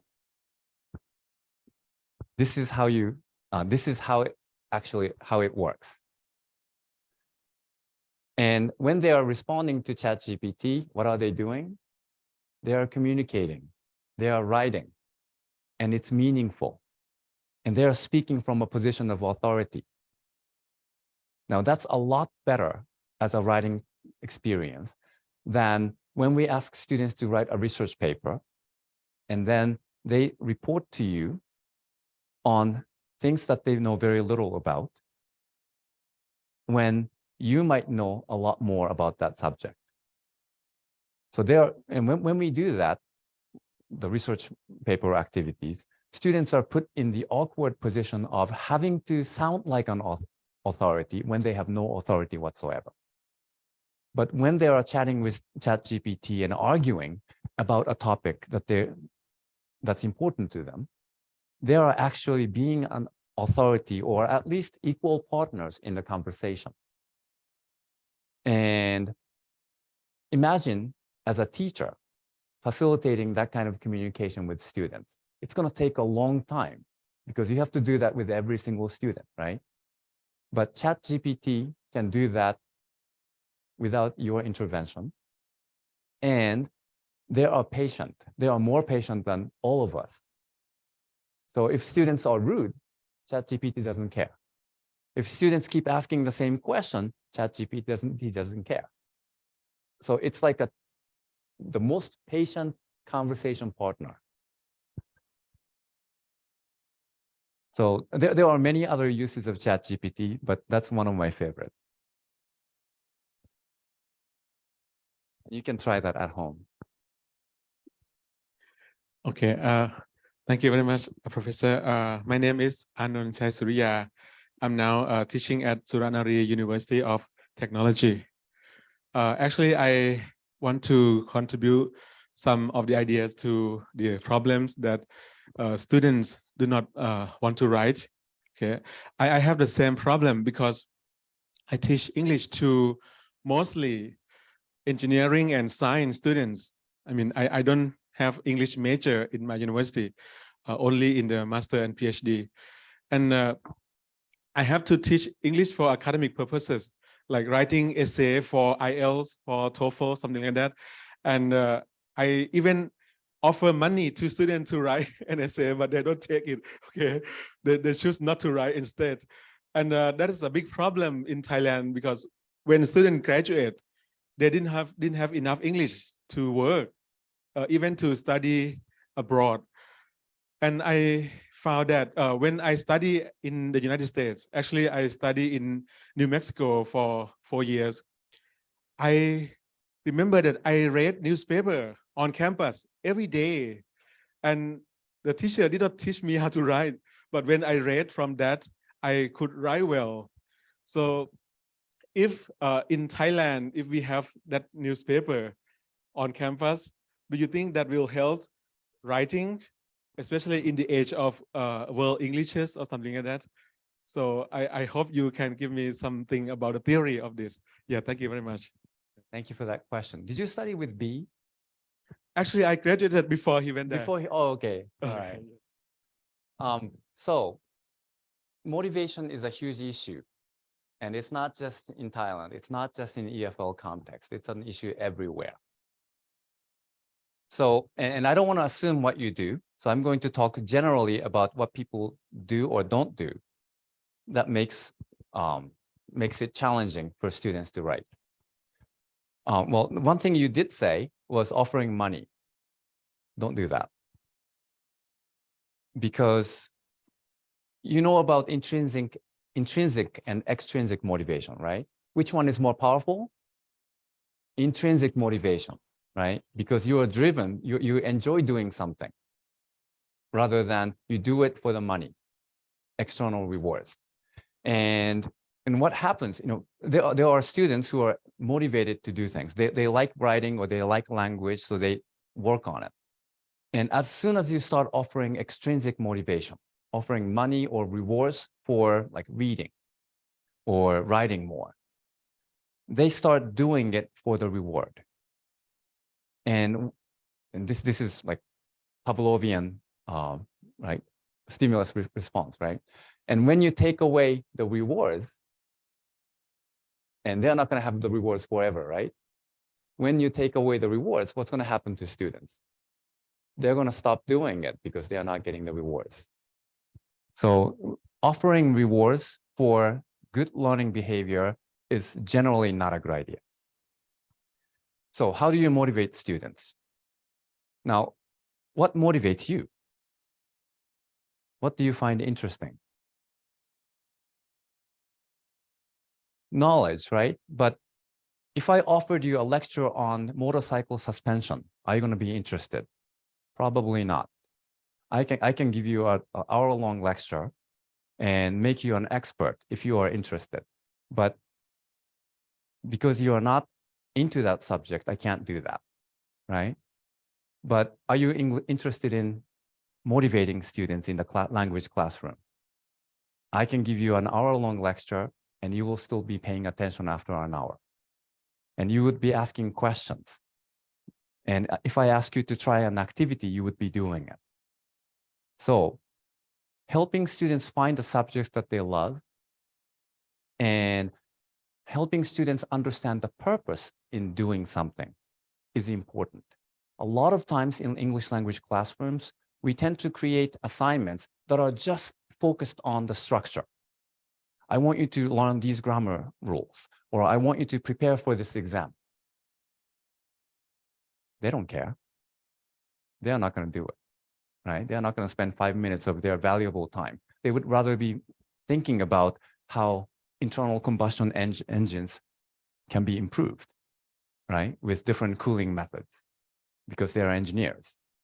Have them write about engineering topics, right? And at the very least, have them explain one of the most exciting developments in their fields to you or to other students. Now, there is some investment, right? And they see the relevance, and you can tell them that in the future, once you develop a new system, you need to be able to explain it to people who are non-specialists so that they can appreciate the value and give you the funding to develop that further. Now, there is a real motivation that's tied to their identity. Now, that's the kind of stuff that motivates students to do more. Do that instead. Okay, one question for on-site participant, please.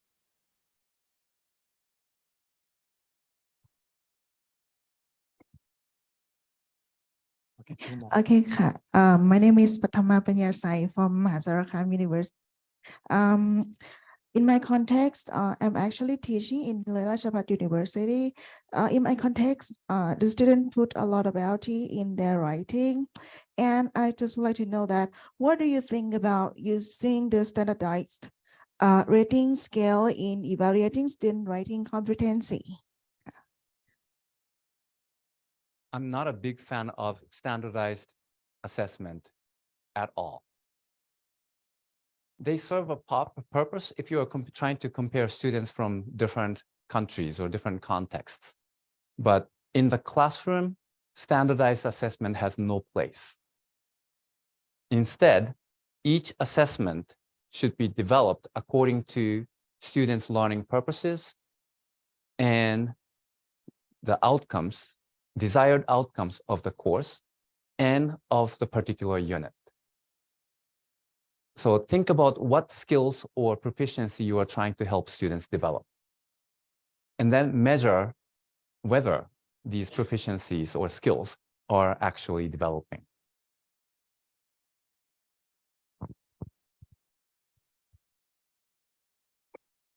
Hi, I am Pikun Kunsawang from Mahasarakham University. Nice to meet you. And as you mentioned earlier about the IEL,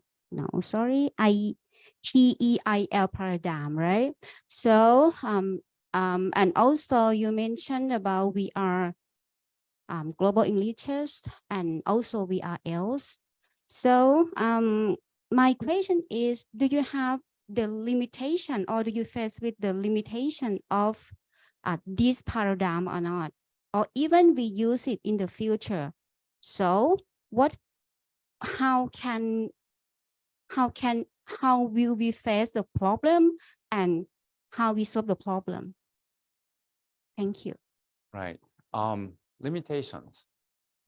Can't think of any right now. And we need to do more and more of this before we can come across limitations. And a lot of limitations that we encounter at the beginning may be related to we are not trying hard enough, or we are not trying in the right way, or we may be expecting results too soon. Everything is going to be work in progress, right? Every time when somebody gives a workshop on how to do things, there's always a few teachers in the room who says, I don't think that's going to work in my classroom. How do you know if you haven't tried? And some people say, I have tried it and it didn't work. How do you know you have tried it the right way? Peer feedback, for example, right? A lot of people in so-called EFL context said peer feedback doesn't work in EFL context. Well, guess what? It didn't work in ESL context when it was first introduced. We trained students. We prepared students so that they can use it effectively. And we are still improving upon that, right? So there are lots of challenges in anything that you do, but we can do better by trying and always reflecting on what we do. And then after doing that, let's talk about limitations.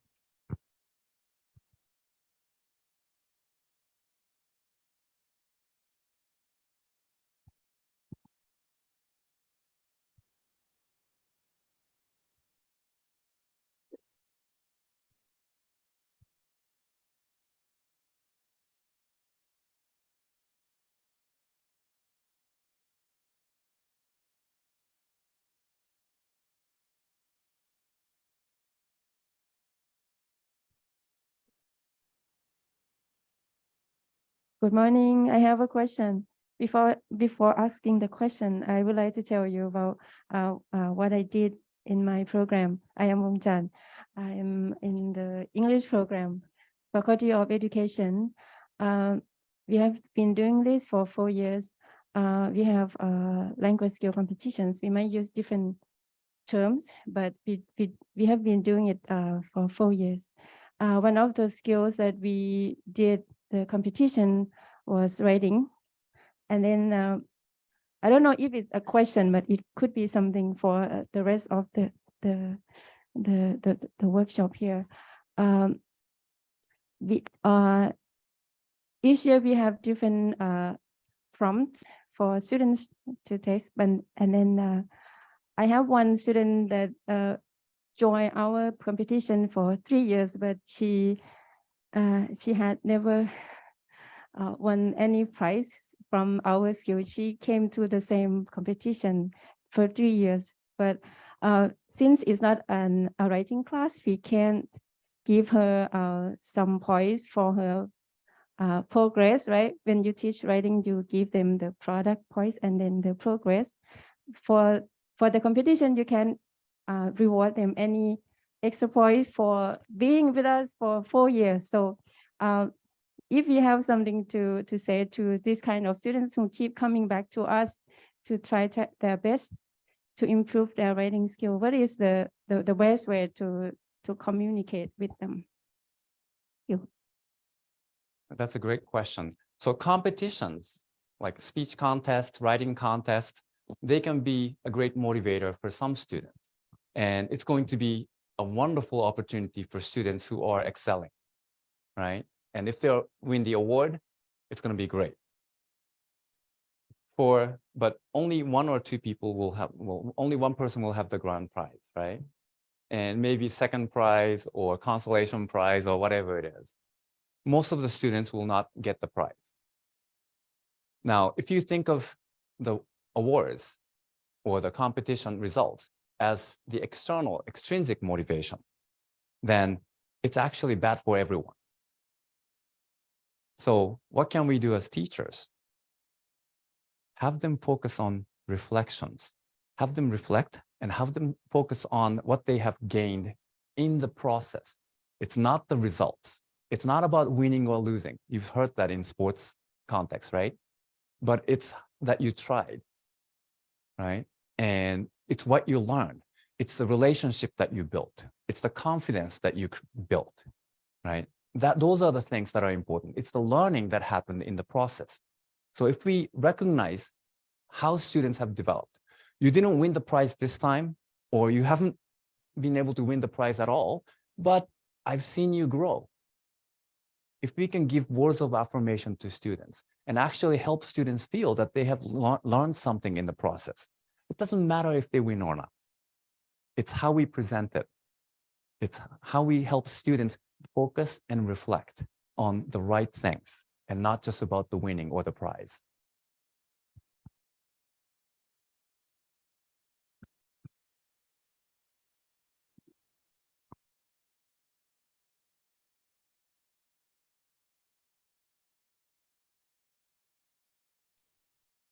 Thank you. Good morning once again, sir. Haven't understood that translanguaging as one of the concepts that you've made mention this morning, being a fluid linguistic concept.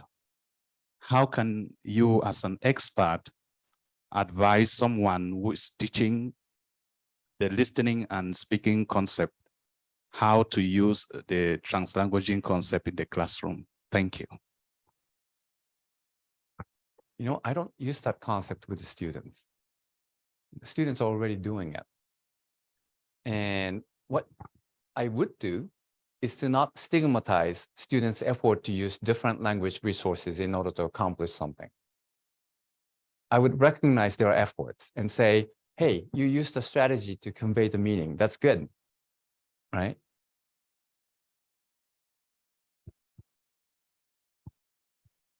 Thank you. Let me switch to online questions, Professor. One from Professor Dr. Tariq Elias from Saudi Arabia.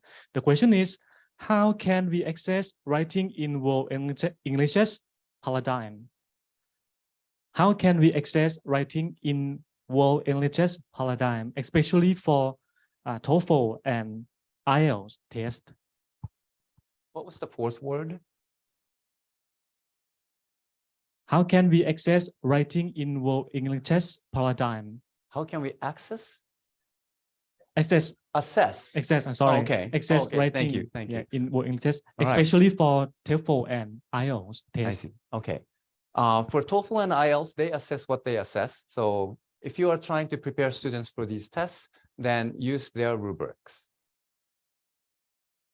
And if you are, and you would not be teaching English as a global language, but you are teaching students to take the test. Now that's different from teaching the language. I would completely separate them as different things. And if you are trying to teach students, give them access to world Englishes, and if you are going to assess their use of world Englishes, then I would first focus on the meaning, whether they are communicating their intentions in ways that are understandable to the audience and in ways that reflect their resources, rich cultural understanding, language resources, so that they can present themselves comfortably and confidently and not being ashamed of any differences that people might perceive. And as readers, and we should also be encouraging students and the general public to be focusing more on the meaning and rather than the structure, right? Whether you get it right or not is not the most important thing.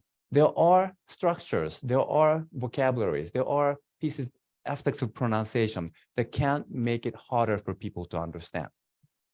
And if that's the case, you might want to work on that so that students can build the resources necessary in order to accomplish their communicative purposes. But perfection or well-formedness of language is probably not the most important thing when we are thinking about communicating across different language varieties.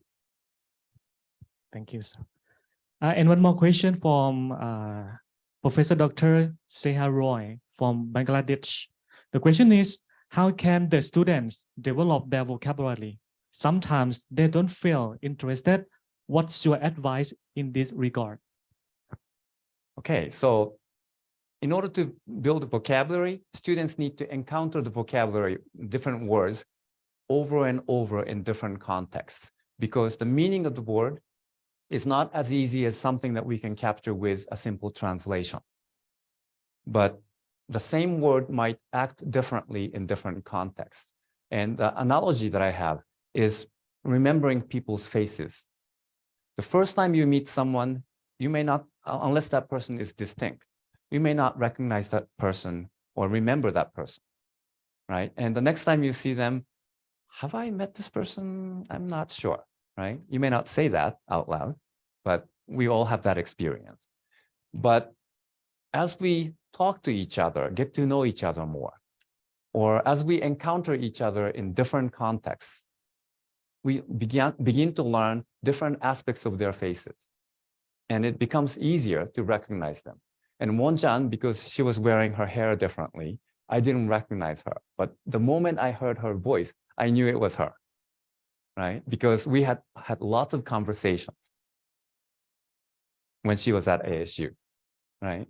So exposure is important. And how do we gain exposure? Frequent, low stakes, pleasure reading and pleasure listening.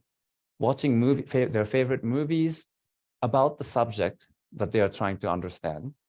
That can give them the vocabulary through their ears. Reading about the topics that they are interested in or they want to learn. If you're working with engineering students, have them read about different materials that they could use for a specific task, right? And they would have a lot of gain a lot of insights. But focusing on the vocabulary itself may not be the right thing to do. Instead, I would focus again on meaning and gaining information using that language resource. Now that, over the long run, is going to translate into better learning of vocabulary that makes you more versatile. Okay, thank you. Maybe the last question from our on-site participant, okay, for this event. Good morning, Professor Paul. And my name is Sivatana Inwatana. I'm from Rajabhat University. And I teach business English speaking class. So my question is about accuracy and fluency. So these two topics is really important for communication. So what do you think is, which one is more important and how can we balance our teaching and potential for the student? Thank you. Right. That's a good question. And this question goes back to the 1960s. In the 1960s, when people started talking about writing, the first topic that they addressed was accuracy or fluency. It was either or. And some people were adamant that accuracy has to come first before fluency can be developed. Others said fluency should come first and then accuracy will follow. And we've gone back and forth on this topic. And my take is, well, they are both important, and you can't have fluency without accuracy. And you can't have accuracy, having accuracy is meaningless if you don't have fluency, right? But if I have to choose one or the other, I would start with fluency. Once you're comfortable producing texts, addressing accuracy is much easier Because when you don't have the fluency and trying to work on accuracy, and if you're getting lots of feedback and if you have to revise, you have to change things that you spent like 5 hours developing, and that's painful.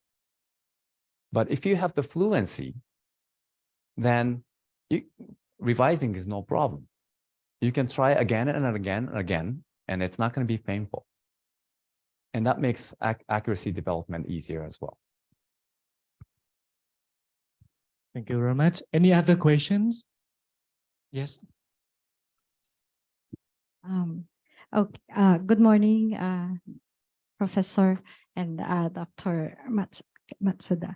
Okay, my question is, we mentioned about standardized tests a while back, wherein you said you are not into standardized tests, but in reality, there are actually there are actually standardized tests everywhere in every corners of the world.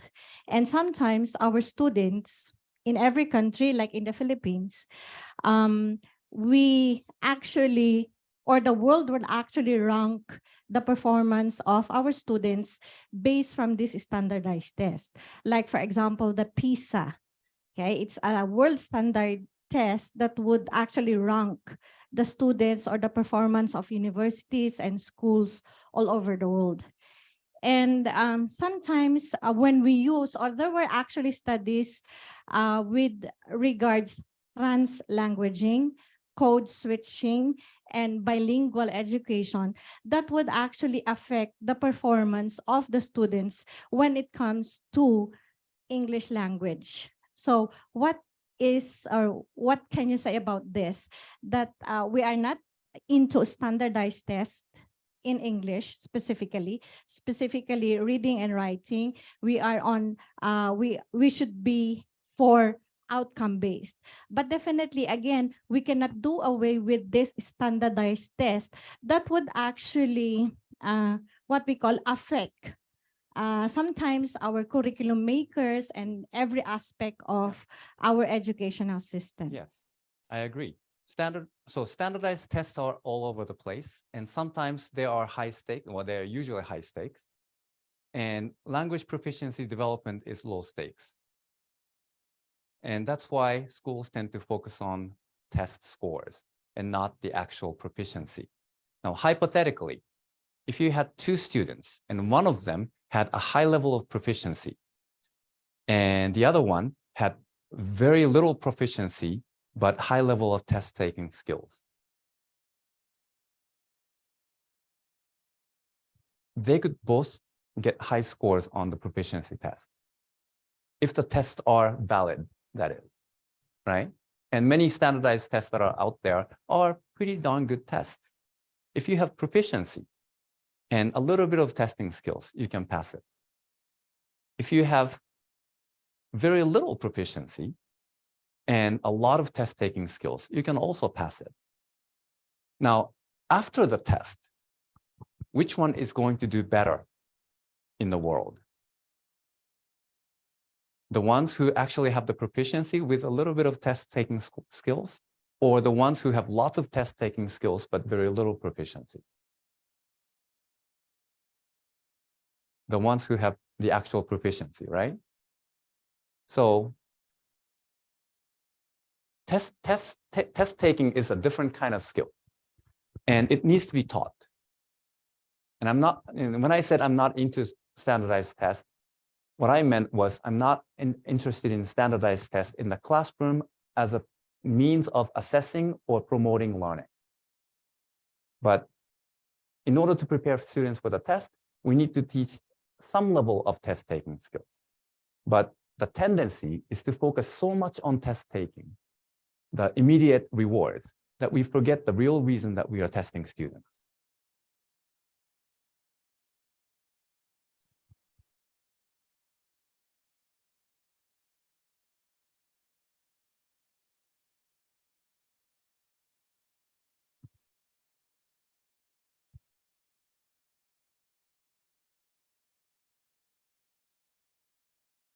We have one more question from online participant, Professor. The question is from Ajahn Amnoi. As an English teacher in EFL context, what are the best way to balance between world Englishes and standard English in teaching writing class? So it doesn't matter if it's ESL context or EFL context. The best way to balance, well, in order to assess anything, balancing is assessing, right? In order to say this is balanced or not balanced, you need to assess what we are doing, how much effort we are spending in teaching standardized variety, and how much effort we are spending in teaching the awareness of wider varieties, right? And what's appropriate depends on the context. So, and the context is the sociolinguistic context in general, students' learning purposes, their life goals, their career goals, and the curriculum mandate, what we are supposed to be teaching in that curriculum. Now, the curriculum mandate sometimes is out of tune with the reality of the sociolinguistic context and the student's life goal. So it's a constant negotiation. So the reflections, being aware of all these environmental factors and cognitive factors, and then choosing what's appropriate for the student, for the purpose that can be accomplished in your class. Now, that's a lot to ask, but that's what we do as professional teachers. Novice teachers, people who are not professionals, who are just doing it for the money, all they can do is to learn the method, exactly how to do things, and then repeat it like parrots. But we are professional teachers. We develop, we professionalize. That means we are developing not only the knowledge or the methods, but we are developing the awareness of all these complex factors and the ability to critically analyze them and combine them. So that's how I would do it.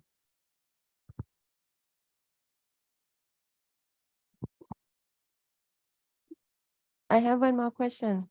If you are going to grade 2 papers, one is very well written according to the language, the accuracy, and the other one, this is from my real life, from my classroom.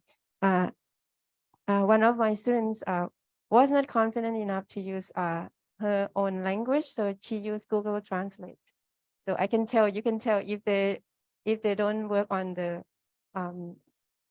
but this is punctuation, right? You can tell this is the product of the program.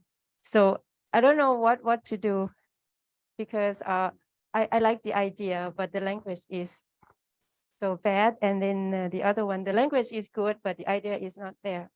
Like she follows the right way to write, but the idea is missing. So how do you grade these 2 papers?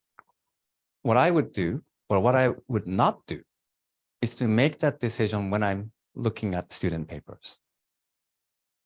It's like changing the rules as you apply them.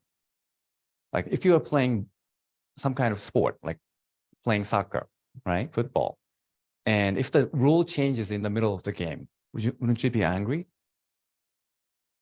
So think about the outcomes. What are the things that you want students to learn? And what are the rubrics that you are using? What are the criteria? And how are you distinguishing acceptable and exceeding the acceptable level and ones that are not meeting the standards? Establish them beforehand, communicate them to students, and then faithfully apply them to every single student writing. And if students are making great progress in their ideas, but not meeting some of the language standards, then I would not hesitate to take off points. But I would say, hey, you need to work on these language points, but your idea was brilliant. I love that. I would add that to my grade. Actually, at the end of the semester, I asked every student to write me a reflection letter about the course, right? And then I found that this student who was not very confident to use the language when she was working on the 3 papers, right? And then in the letter, the language was nice because I asked him to prepare and submit it at the end of the semester. So I found that this is a good writer, but she was not very confident during the semester. That is really bad because I grade her papers already. Well, I wouldn't use the grade to encourage or discourage students. I would use the grade to accurately assess student writing for what it is, given the pre-established criteria. I wouldn't change it for students who are more confident, students who are lazy, students who are cheating. Well, if I know the student is cheating, then I would take off points somewhere else. I might actually fail the student for the course, right?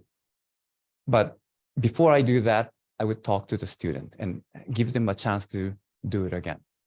But anyway, so that's a different topic. So for the confidence, address it separately, not on the basis of the quality of writing. But if they are making efforts, let them know that their efforts are going to be paying off. So keep at it. And if they do something tiny that was really good, then I would blow it up. I would tell them, that was amazing. Do it again, right? To boost confidence. But again, I would not use the grade as the reward or punishment. What was I about to say?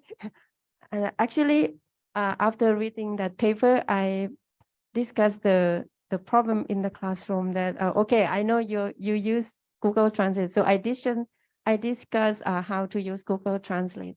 Like you have to work on the punctuation and then give, I didn't show the exact paper, but I let them know that I knew what they did, right?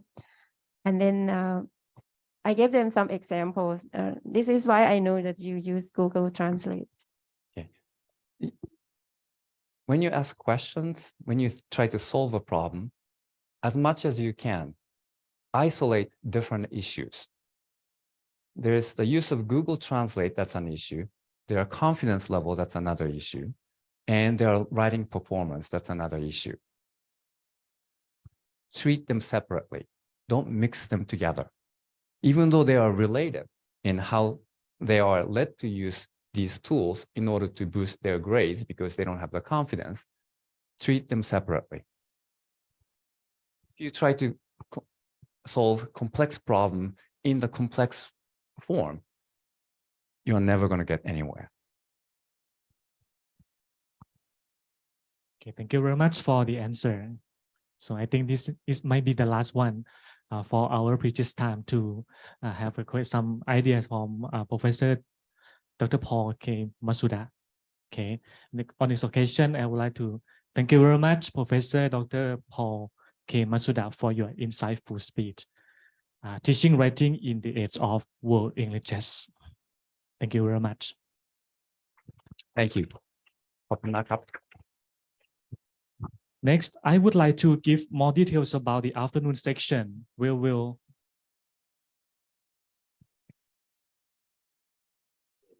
yes. So thank you very much, Professor Dr. Paul K. Matsuda, and also Mr. MC Ajahn Vanchana.